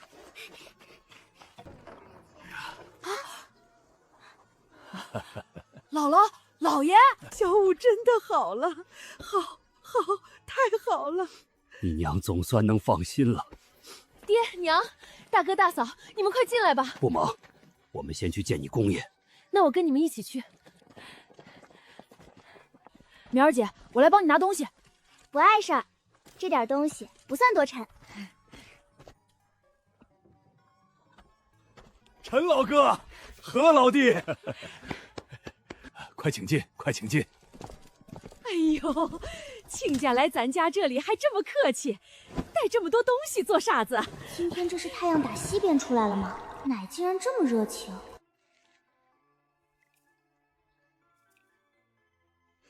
好香啊！这水真香。何老弟，这是我们山里自个儿家的产产，留着给你尝尝。陈老哥费心了，家里什么都不缺，这些东西你带回去吃吧。亲家你们俩对我们闺女和外孙外孙女儿那是没说的，就是他们一家子人自个儿不争气。你们看看，这俩人瘦得和竹竿子似的，还有我那不争气的闺女，脸色那个白。我知道亲家你们肯定不会对我闺女他们不好的，都是他们自个儿身子不争气，身子弱。这不，这些东西是我专门带过来给他们补身子的。我奶指定以为姥姥姥爷带来的东西是给他们两口子的，再不济也是给一大家子的。等姥姥姥爷走了，他就能自由分配。这些东西少不得还要送去镇上给小叔。没想到姥爷直接阴阳怪气起来了，这下就算奶脸皮厚，真想把东西要回去，爷爷绝对不会答应。这东西我一定让老三媳妇都收好，留给他们一家人补身子。何老弟，我们先去我闺女房里瞧瞧，等过会儿我再来陪你喝酒。去，应该的。好沉。我来吧。我以后还是好好念书吧，还是念书适合我。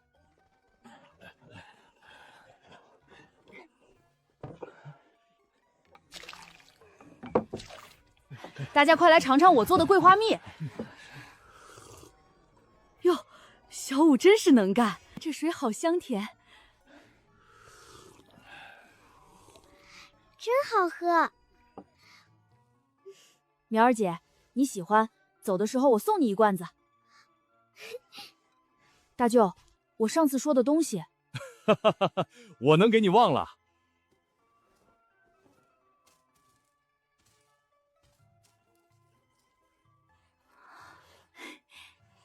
这是你要的糖，这些都是咱家平常攒下来的东西，这次一股脑都拿给你了，不值什么钱。爹娘、大哥、大嫂，我的日子其实过得也挺好的，这些都用不上，你们带回去吧。你这个孩子一直报喜不报忧，要不是你大哥上次来看你，我们都还蒙在鼓里呢。你那个婆母，我话都不想和她多说一句。还得去镇上买瓶子。既然要去镇上，也不能白跑。糖葫芦还是等秋社前一天晚上做，今天先做糖雪球。姐，苗儿姐，今天咱们做的这个东西叫糖雪球。小五，你咋把糖都倒锅里了？这是做什么金贵吃食啊？苗儿姐，你等着瞧吧。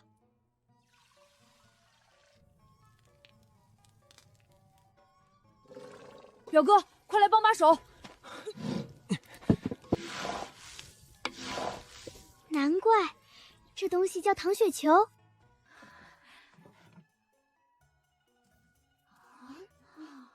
这是咱们带来的山里红，外面这白白的是什么？娘，外面是糖。苗儿姐，你快咬上一口尝尝，等糖化了，只剩山里红，就没有那么好吃了。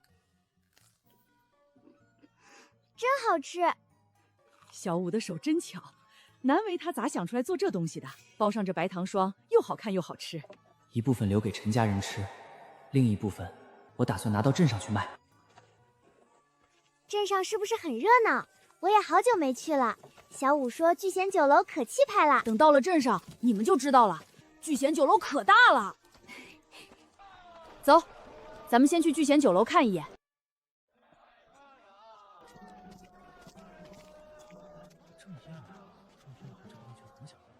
何明峰，怎么是你？这是我自己家做的吃食，叫糖雪球，我打算拿到镇上来卖，正好给你送来一点尝尝。我来尝尝，真好吃。小三儿，你吃啥呢？这应该是郑燕的2个哥哥之一了。这是山里红，外面裹了一层糖壳。这是我二哥，这就是之前父亲说的作诗的那个小子。原来就是你啊！今天怎么想到来镇上？我打算来这里把做的这些糖雪球都卖掉。对了，我还想买一些瓷罐子，两位知道去哪儿买吗？知道，你顺着街走到头，有一家卖瓷器的店，你去那里看看吧。你买瓷罐子做啥？我做了桂花蜜，打算到秋社那天拿到镇上卖，需要容器把桂花蜜装起来。我那天还会做很多好吃的，糖葫芦什么的。你会去秋社吧？我肯定去，你到时候带的东西，记得把给我的那份留出来，小爷我也要吃。没问题。二哥，让我跟何明峰出去透透气吧，他要去买瓷罐子。那瓷器店的老板是个势利眼，看到他去，肯定要给他难堪。你啊，咱爹说了，你既然不喜欢读书，让我带着你做生意。我这才带了你多久，你就要出去玩？刚刚我问你的那个问题，你有什么想法了吗？你若有，说出来，我就放你出去。我哪知道要怎么办啊？我要是知道，我不就做生意去了吗？什么问题？哎，我家在卯镇开了许久的酒楼，一直平安无事。没想到最近对面街上也开了一家酒楼，对方来势汹汹的。我们家有的菜，他家也有，还要便宜几文钱，搞得我们家最近生意都不太好了。要不咱们家也降价，比他家再低点儿。这个方法不好，你降价，他再降价，最后两败俱伤。等价格降下来，你想再升回去，那可就难了。我有个提议，我觉得聚贤酒楼可以做出一些新花样来吸引客人，比如客人点单后，每桌送些新奇子的小玩意儿，送这种他们没见过的东西最好，而且不能单卖，只能点单后送一碟。啥意思啊？或者拿个木箱子，里面放些小纸团，每个纸团上都写一道菜式，然后呢，依照客人的点单金额，满多少文就可以去抽个奖，最多的纸条是便宜的小菜，再放几个大菜的纸团。若是有人抽到一道大菜，要让小二大声报出来，要让酒楼内外的人都知道，最好雇几个人排成一个长队，敲锣打鼓在镇上走一圈，告诉大家聚贤酒楼开始搞这些活动，这样会吸引更多的人来。明峰啊，我看你在做生意上更有天分啊！靠，又被这臭小子玩虐了。这小子脑袋瓜子到底是怎么长的？怎么又会作诗，又对做生意这么有想法的吗？郑二哥过誉了。我这就去准备。对了，明峰，你这个糖雪球怎么卖？郑二哥，跟你实话实说，我这个东西看着虽说只是个零嘴儿，但是确实不便宜。外面裹的都是白糖，1斤白糖要1000银子呢。1斤白糖也只能做40-50个糖葫芦，加上去山里摘果子，回来熬糖做糖葫芦。我卖200文1斤。你那些糖球子都留下来吧，我买了。那真是太好了。若是按人头送赠品，一人只给1颗糖雪球就好。这些糖球子正好能用来试试明峰刚刚说的法子。明峰，要是你的法子可行的话，郑二哥，你放心，后天秋社我会再做一批拿到镇上卖。我到时候先来你们这里问一下，你们需要的话就留给你们。好，大约有150个左右，按人头送，应该够聚贤酒楼用2天了。走走走，我带你去买东西。啊！妈呀，小五脑子里咋这么多古灵精怪的想法？这是我三哥，你上次见过了。这是我姐，这是我表姐。以后来镇上有什么事儿就来找我。走，我带你们去瓷器店。孙掌柜，我们想看一些瓷罐子，你这里有吗？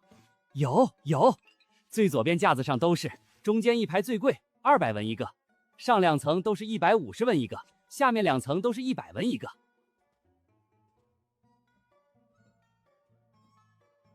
孙掌柜，有没有花纹简单点、便宜些的？你走到尽头，架子底下都是没花纹的白瓷，一个罐子30文。来，三哥、姐、苗儿姐，你们拿着挨个检查一下，看看这瓷罐子有没有什么瑕疵，有的话我还要跟掌柜讲个价，让他再便宜点。咋这些比我还像个生意人？孙掌柜，这几个罐子我都要了，一共15个，450文。等等，这5个有问题，都有瑕疵，有的是盖子缺了一小块瓷，有的是外表有道裂纹。哪儿有问题？这些也卖30文，不合适吧，孙掌柜？喏，你看，这有什么的？又不耽误你用，30文，1文都不少。走，咱们不买了。去买别的。这瓷罐子也不知道放了多久了，上面都是灰，咱不买了。之前何公子给的那几个瓷器就挺好的，我看还是去他那里拿好了。哎，你们等等，我给你算便宜点，算便宜点。那5个罐子，一个便宜你5文钱好了，8文钱，8文钱。便宜15文，我就把那5个也买了。若是不行，那我只买那10个没有瑕疵的。行行行，15文就15文吧，你快都买走吧。明峰，你刚说的何公子是谁啊？我瞎编的。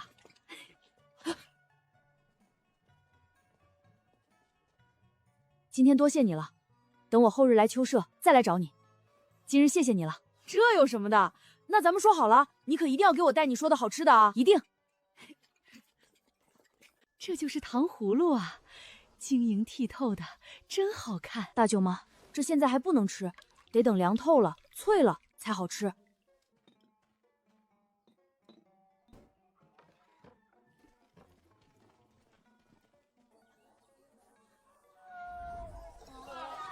小五，那我们在镇子大集那边等你，你们先去，我随后就到。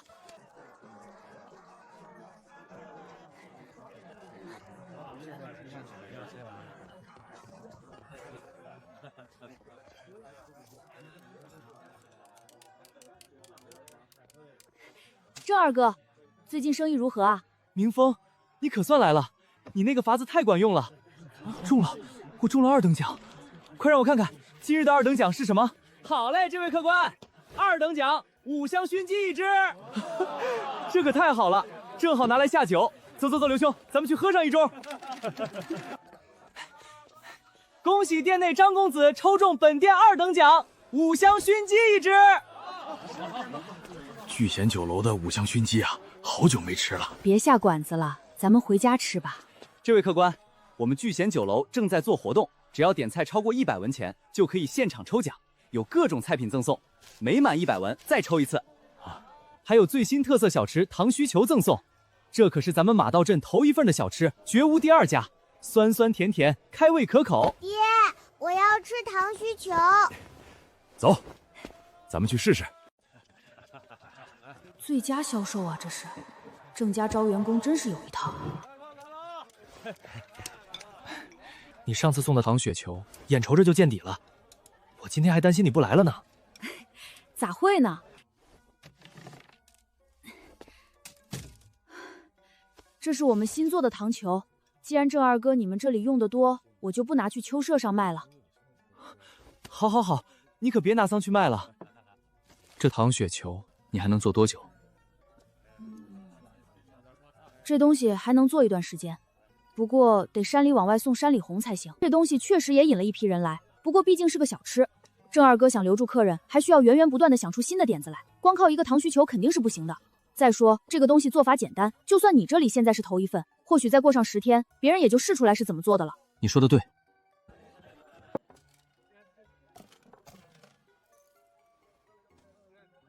又挣到1两多银子，还帮郑家夺回不少客源。郑二哥，我还得去大集那边看看。好，你先去忙。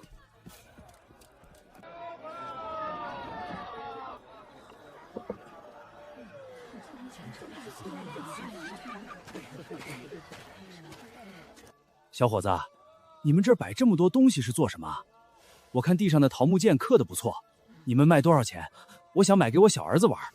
这个，大叔，我们不卖。不卖？不卖摆在这里干啥？诸路过的大哥大姐、大叔大婶，走过路过不要错过啊！现在我们这里摆摊套圈，地上的东西只要你套走，就归你了。还有这种玩法？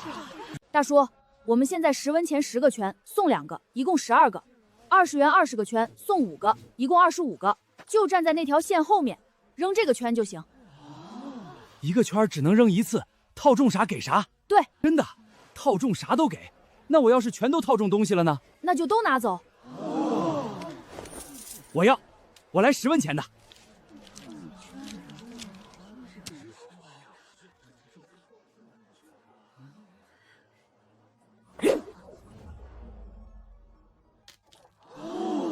没套中，可惜啊。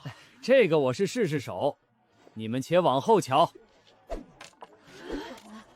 大柱，你别老是套那个桃木剑了，你套个离你近点的。这个中了，这个不算，得把整个小狗都套进去才行。就差那么一点。再来，再来！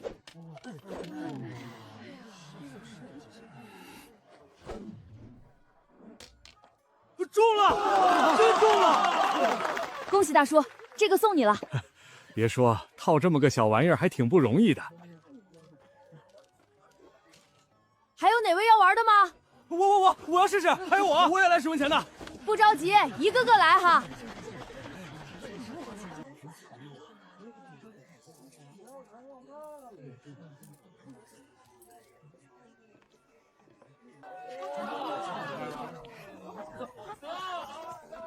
糖葫芦，又脆又甜的糖葫芦，10文一串，香甜的桂花蜜，走过路过不要错过，免费品尝。小孩儿，你刚刚说卖的东西是啥？怎么这么贵？大叔大婶儿，我这可都是上好的糖熬的，外面这一层壳子可都是纯糖，咬上去嘎嘣脆，保证您没吃过。娘，我要吃这个糖葫芦。想吃糖葫芦是吧？我瞅你像个糖葫芦，就知道吃。走，别看了，跟我回家。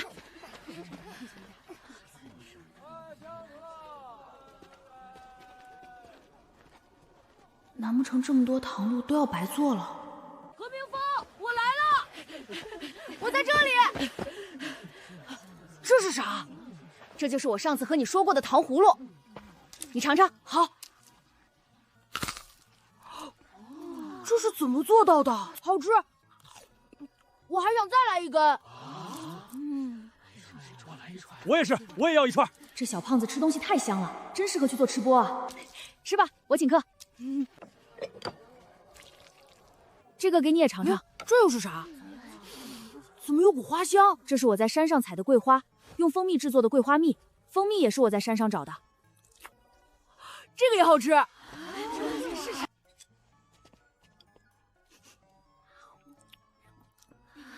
小郎君，你这桂花蜜咋卖的？姐姐，我们的桂花蜜一瓶要150文。怎么这么贵？已经不贵了，这瓷罐子成本就要40文。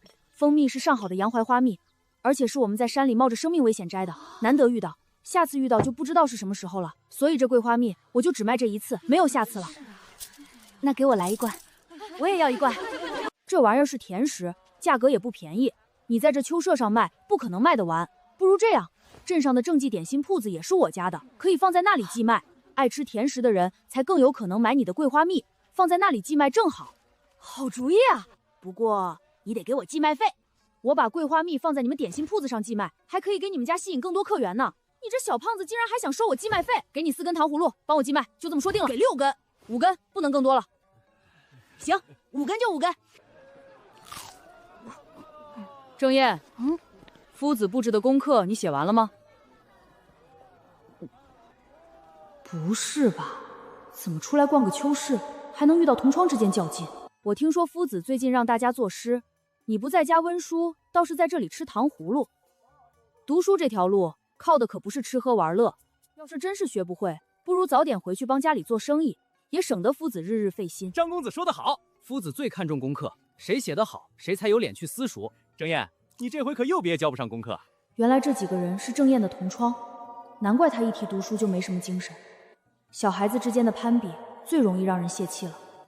吃糖葫芦和读书又不冲突，功课不会可以慢慢学，诗写不好也可以慢慢练。你上次交给夫子的那首诗我也听说了，句子不工整，意思也浅了些。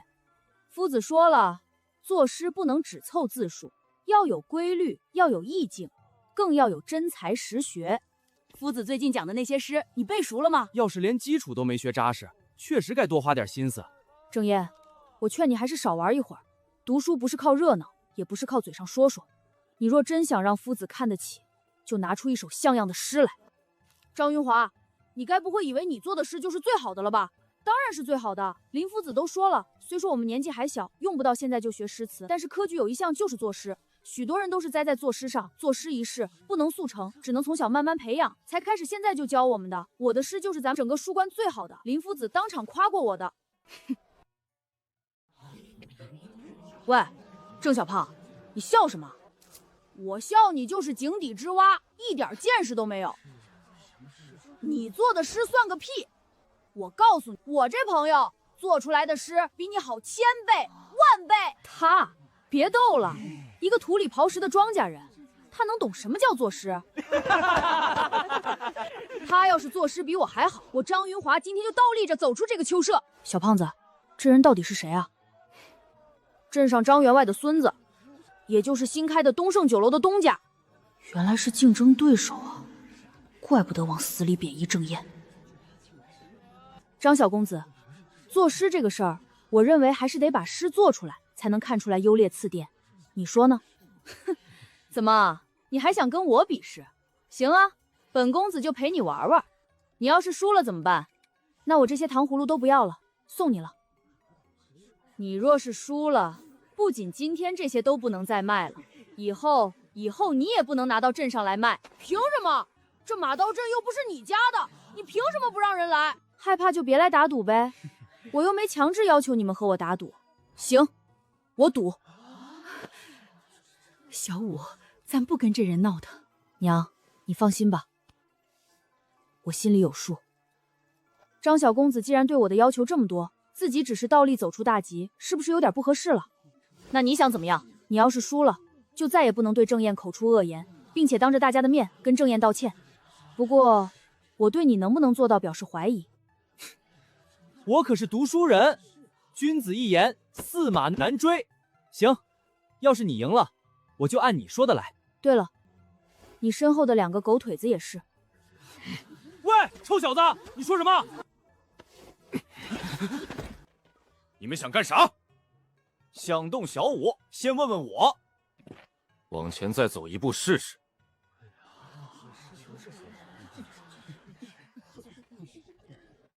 放心，若是你赢了，我保证他们也不会再骂郑燕，我也会给他道歉。你要是输了的话，就别怪我们不客气。一言为定。小伙子，你不妨跟他认个错，别和他犟了。是啊，人家张员外的孙子，那可是夫子都给开小灶补课的。你一个农家郎，和人家咋比呀？各位且放心，我既然应下这场打赌，自然是心里有数。说吧，比什么？现在已是深秋，我们就以秋色为题，做一首诗如何？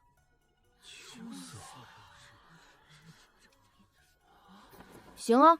云华、郑燕，你们都在呢。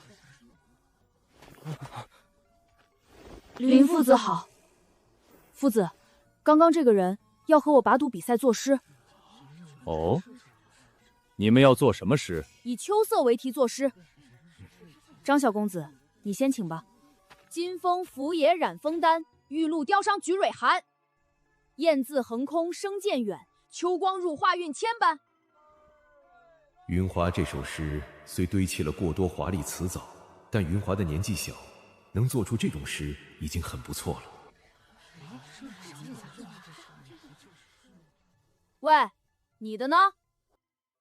来到大盛朝后，打听了许久，这个朝代也有孔子、霍去病这样的传奇人物，但诗词歌赋这一块却像断层一样，唐诗宋词中并没有李白、杜甫等人的存在。我是现代人，就算从现在开始接受古代应试教育，作诗也不可能真的比得过古人。但现在这个情况，真是天助我也。自古逢秋悲寂寥，我言秋日胜春朝。晴空一鹤排云上，便引诗情到碧霄。好诗，真是好诗啊！自古做关于秋的诗词，要么是喜悦的丰收之情，要么就是伤感秋日以来萧肃。这首诗简直让我眼前一亮。你是谁的学生？我还没去上学。什么？没去上学？哎呦，虽然我没念过书，但是第一个小郎君念的那个什么，我都听不懂是在讲啥。第二个一听就懂了。是啊是啊，第二个一听就朝气蓬勃，怪有活力的。第一个讲的是啥子，我都听晕了。这孩子没上过学都这么厉害，若是再加以引导，那还得了？你有没有来镇上念书的打算？有。我现在就是在努力攒钱，想去念书。这样吧，你若是能来我御贤私塾，我的那份书肾就不收你的了，你只需要负担起另一半书肾，还有书籍和笔墨纸砚的费用就行了。太好了！我虽然凭着上辈子的记忆能用诗词歌坊装逼，但是对于正儿八经科举的八股文可是一窍不通，还是得上学才行。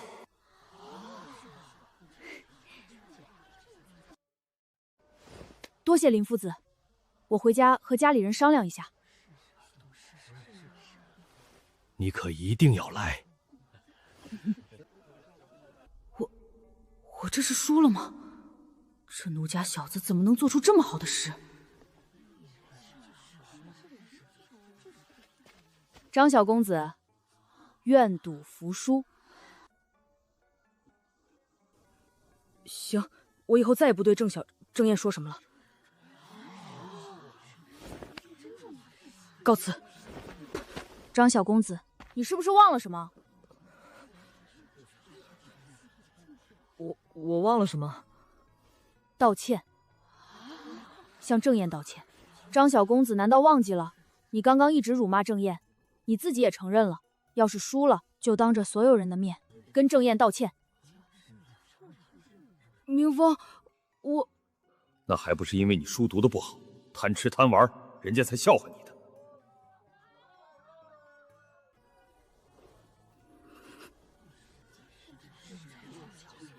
道歉，对不住郑燕，之前是我不该捉弄你，实在对不住。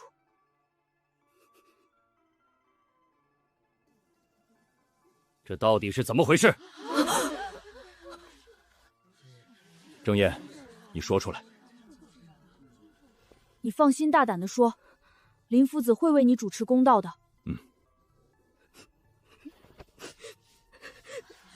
这只喜鹊不过是夫子，您听我解释。差不多就是这样。这小胖子是被欺负了。张云华，你本来是我最骄傲的学生，可没想到你小小年纪，心思竟然这么歹毒。你以后不要再来我们私塾了，束修我也不要你的，给你退回去。你以后不要来了。夫子，不必多言，你再待在这里，我都怕带坏了我其他的学生。慢着，张小少爷，你刚刚不是说你要是输了就倒立走出去吗？你自己可是说了一言既出驷马难追啊！你这话可都是你自己说的，我可没添油加醋。哼，你若还想再做个君子，就兑现你的承诺。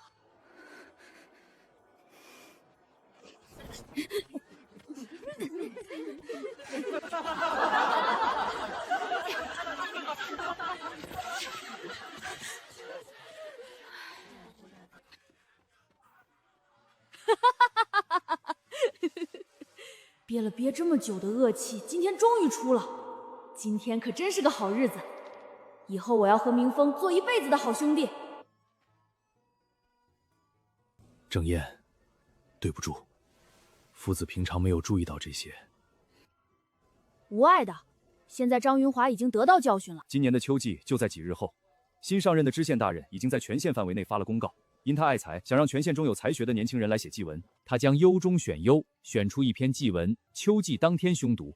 写祭文之人当天也会跟知县大人一起，帮助大人主持祭典。这新来的知县大人还真是个有想法的人。夫子，这和我有什么关系？我之前都已经和张云华说过了，让他尝试写一下。你比他虽说小3岁，但是开蒙早，也学了不少东西了，可以试着写写了。就算写不来，你也用不着帮忙收粮食，该收收心回去念书了。学生知道了。我要抚慰一下我受伤的心灵。我来10文钱的，给我拿一串糖葫芦。好嘞，一个个来，不着急。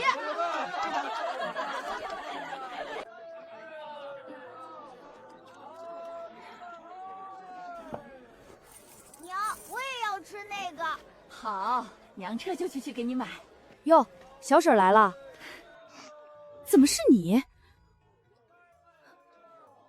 哎呀，原来是侄子你啊！你看你堂姐弟弟都想尝尝，你可别太客气，不用送这么多，我们一人拿几串就行了。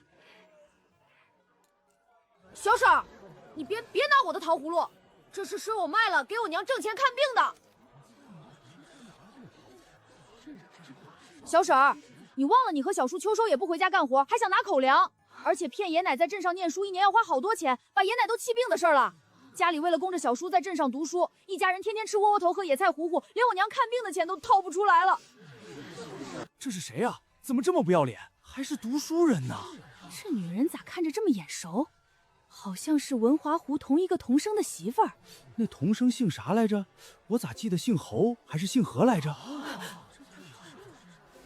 不行，绝对不能让镇上的人知道这些事儿，否则有夜回来得和我翻脸。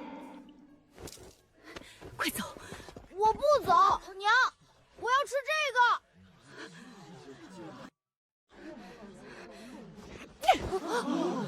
闭嘴！快给老娘回家！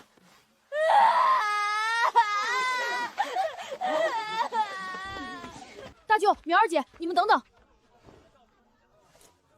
这是今天你们那份国工钱，还有山里红钱，我也不知山里红该给多少钱，正巧赚了不到900文，咱们两家一人一半好了。小五啊，山里红都是山里自家种的，不值几个钱。我从山里带来给我外孙的，这咋还能收钱？是啊，点子都是小五你出的，我们不过是帮把手的事儿。本来就是走亲戚，还从你这里拿钱走，这算啥事儿？这是两码事儿。大舅，这钱你若是不收，以后我可不敢再找您要山里红了。而且苗儿姐和表哥帮了大忙，就算大舅你不想要钱，他们的那份我也该给他们。给他们几个铜板花就得了。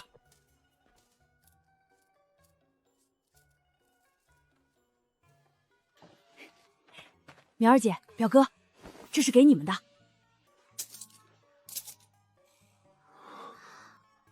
这也太多了。小五，这……嫂子，表哥手里有点钱，以后你想吃啥，他也可以给你买。谢谢小五。小五，这个钱我先收着，以后你若是有需要用钱的地方，尽管和我说，等我以后再来找你们玩。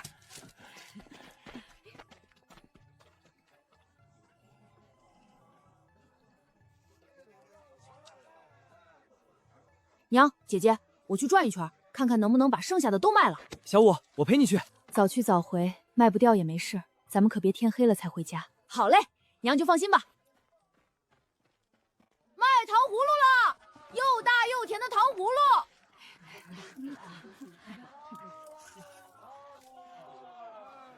小五，咱们回去吧。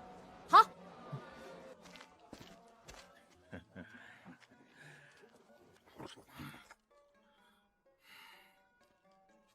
喂，小孩，你卖的那是啥？过来让我看看。这位大哥，我们卖的是小孩爱吃的玩意儿，山里红外面裹了层糖壳子，叫糖葫芦。这东西听着新鲜，我还没吃过，多少钱一串？10文钱。哼，给我们兄弟来2串。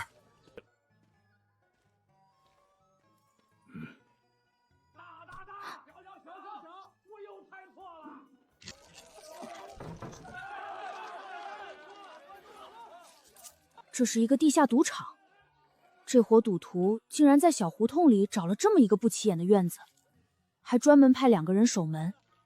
看来大圣朝也是不允许开设赌场的。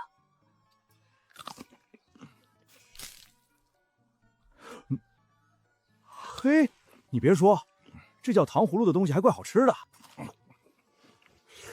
小孩，你剩下的都给我包起来吧。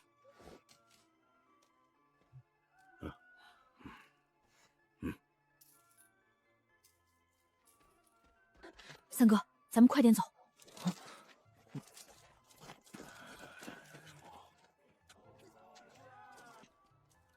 刚刚那俩人是守赌场大门的。赌场？咱们快些回去吧。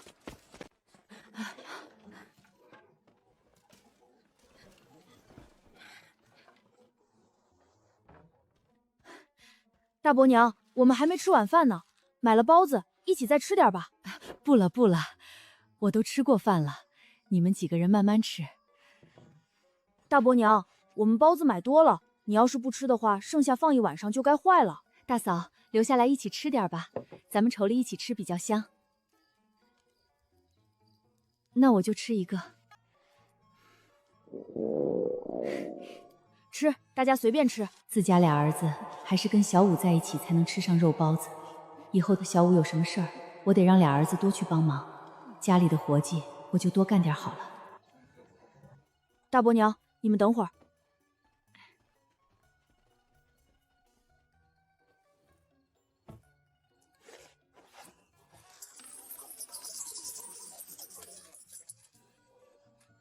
之前我算过了，今天套圈一共挣了480文，卖糖葫芦挣了960文，桂花蜜只卖出去3瓶450文，糖葫芦用了3斤糖300文，找高大爷扎了3个草把子花了30文，桂花蜜的瓶子一个25文，山里红是我大舅带来的，没花钱。套圈的东西都是找高大爷做的，一共花了160文，我还分给我大舅家200文，所以咱们今天的成本一共是765文。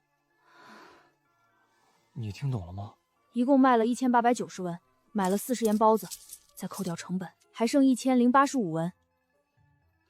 山里红的成本还没算进去，才赚了1两银子，赚钱真是太难了。我啥时候才能富甲一方啊？小五，你说多少钱？1000文？对，大伯娘，太少了。哎呀妈呀，太多了！小五，你太能干了。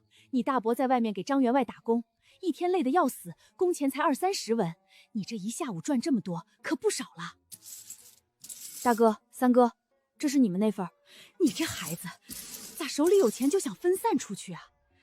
今天都是你大舅一家在忙，你别以为我不知道。没有，大伯娘，大哥、三哥真是帮了我大忙了。要是没有大郎和三郎，小五一个小孩子在镇上哪能这么顺利？嫂子，你快收下吧。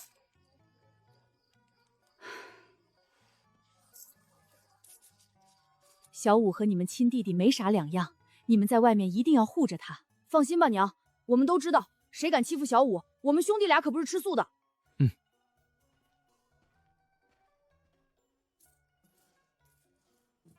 明天就是收田赋的日子，油茶果和酸枣汁都只能先往后放一放。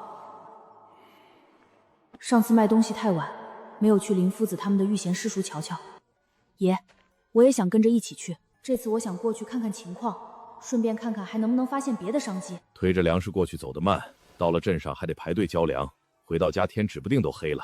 你要是不怕累，就跟着一起去。爷，我跟你们一起去，我帮忙带着咱们的干粮。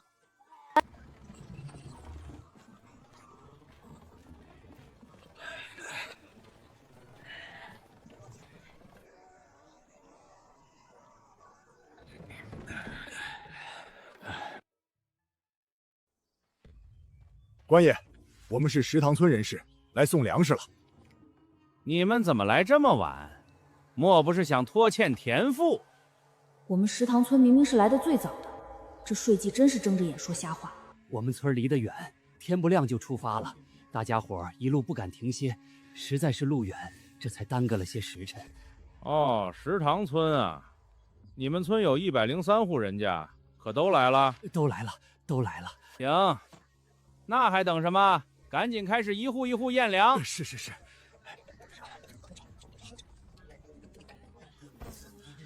这是什么？你竟拿些别谷充数，这如何能交得上足额的田赋？官爷，这都是今年新收的好粮食，小人怎敢弄虚作假？许是搬运时不小心混进了些许别谷，小人这就挑拣出来。哼，你这粮食是今年新收的吗？怎么像是陈粮？你家这么多亩田，怎就带了这么点粮食？这欠揍的家伙，真想揍他一顿。你们这粮食足数吗？官爷，绝对足数。您若不放心，上称一称便是。哼，自然是要上称的。你们这些泥腿子，一个个偷奸马滑的，若不上秤，还不知道要短官家多少粮食。官爷，我们何家年年都挑最好的粮食来交田赋，绝对不是您说的偷奸冒滑之人。你还敢顶嘴！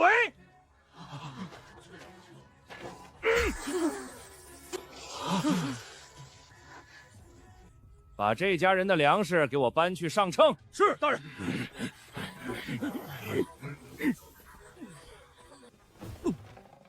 大人，这家人交的粮食不足数。你们家的粮食不够数，按照我朝律法，须得补上这部分粮食，再补快所交田赋的2成才行。官爷，这粮食不足数，还不是因为刚刚都撒了？大胆！你一个泥腿子，竟然敢和本官这么说话！此人竟敢对本官出言不虑，你们还不赶紧教训他一下？官爷有话好说，小人一家老小全指望着这点粮食过冬，再多交2成，真是要了小人一家老小的命了！求官爷高抬贵手！老不死的，你还敢顶嘴？给我好好教训教训这俩人！别动我爹！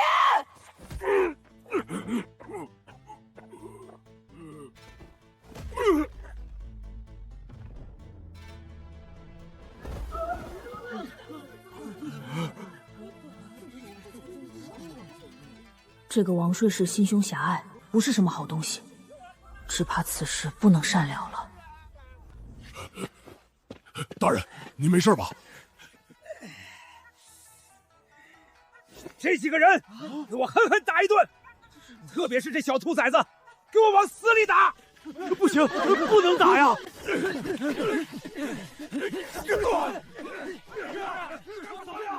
快去把小虎找来！完了呀，这是要出事儿了呀！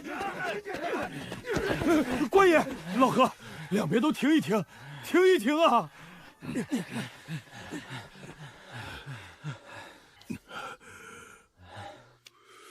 怎么大伯、爹和大郎他们都没认真揍人呢？就我一个人在认真干架吗？你们几个泥腿子翻了天了！竟然对朝廷官员动手！现在就把这几个人给我押送到县城大牢里关起来！我要亲自向知县大人禀告此事。大牢，那不是关押犯人的地方吗？官爷，刚刚是我们一时心急，被猪油迷了心。您大人不计小人过，饶了我们吧！我们保证把2成粮食送来。给我把人带走！完了，完了！我刚刚不该冲上去的。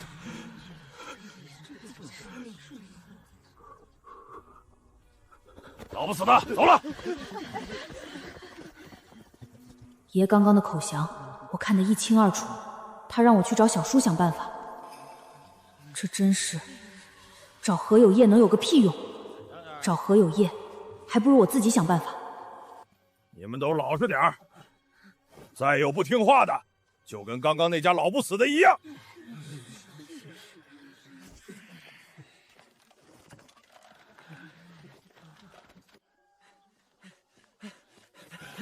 爹，你今天咋不在粮仓这边守着呀？别提了，那个新来的王税士把我们都支走了，自己也不知道从哪里找来了几个壮汉。姓王的这是信不过我们这些巡检，非要用自己人。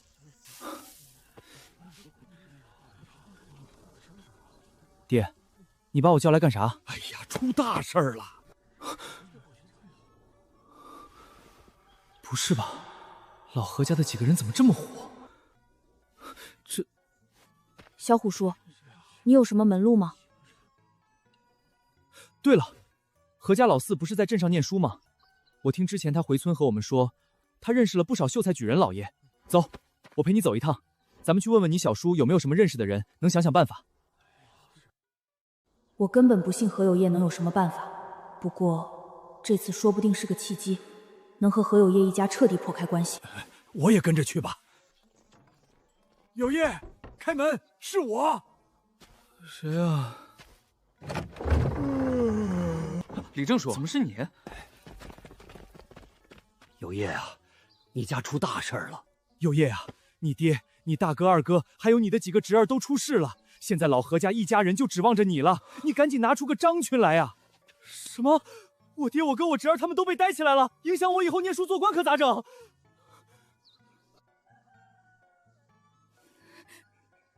小叔，爷和大伯他们是不是也要牵连到咱们整家人啊？那这样的话，小叔你以后铁定不能考科举了。哦，对了，不知道他们的罪名重不重？不会咱们整家人都要抓起来吧？不会要被流放吧？小叔你也别念书了，赶紧回家，咱们还得借钱去给爷他们打点呢。不行，我眼见着就要考上秀才了，还要买上镇里的房子了。我最近刚拿到一大笔意外之财，这笔钱绝对不能被老宅的人知道，则这笔钱肯定要被弄去救人的。分家，我必须要和这些人分家，就算最后真出了事，不能科考了，至少我也不用跟着去坐牢流放。李正叔，是我爹、我大哥、二哥他们惹恼了关老爷，可不是我，我凭啥要负责？一家人整日只想沾我的光，现在出事了就来找我，天底下就没有那么好的事儿。我要分家，现在就和老宅分家。何老四，你确定现在就要分家？分，现在就分，我现在就和你们回老宅分家。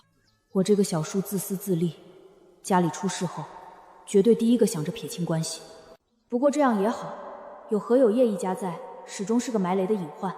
何四哥，你这是说的啥话？一个大男人，家里出了事一点责任都不承担。小虎啊，你也别说我，是他们自己惹上麻烦的，就该他们自己解决。林小虎，你算什么玩意儿？竟然敢打我！我可是正儿八经的童生。再说这又不是你家的事儿，你在这里发什么疯？这一拳是我替何大叔打的。你不是想分家吗？行，咱们这就走。小五啊，你别担心，我再想想别的办法。不行，咱们就整个村凑凑银子，我去和那王八蛋交涉，咱们怎么着都得把何大叔他们救回来。小虎叔，这得花多少钱？几十两，也不知道够不够。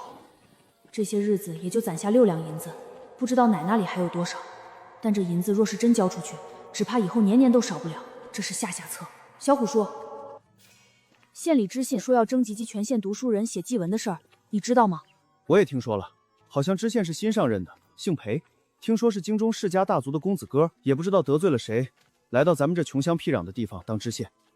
听说此人有才华，也爱财，所以才出了这个公告。小五，你问这个干啥？要是我能写出一篇来，小虎叔，你能帮我想办法递到县里吗？小五，你是想通过这个方法去见知县大人？真是笑死个人了，真是癞蛤蟆想吃天鹅肉。就凭你，哼，连个字儿都不认识，还想写文章，还敢说能见到知县大人？我看你们是做白日梦呢吧？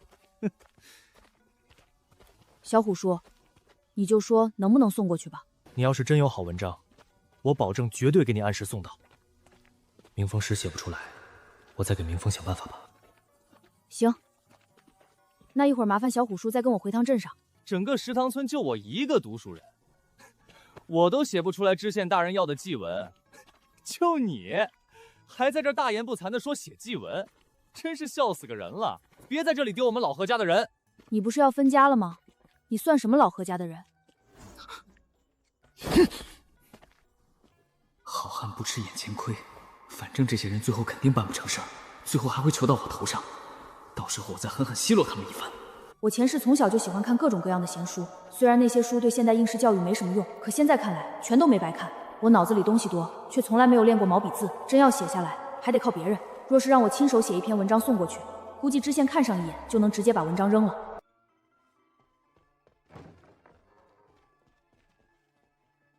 李正叔，你们咋回来了？其他人呢？啥？老头子和老大、老二、大郎、二郎、三郎都被抓了！老天爷呀！娘，李正叔，这咋办啊？老四，你是男丁，你拿个章程出来吧。老四啊，你不是在镇上又请这个同窗吃饭，又请那个同窗吃饭吗？这眼下就是该用人的时候了。你快问问那些人，这事儿该咋整啊？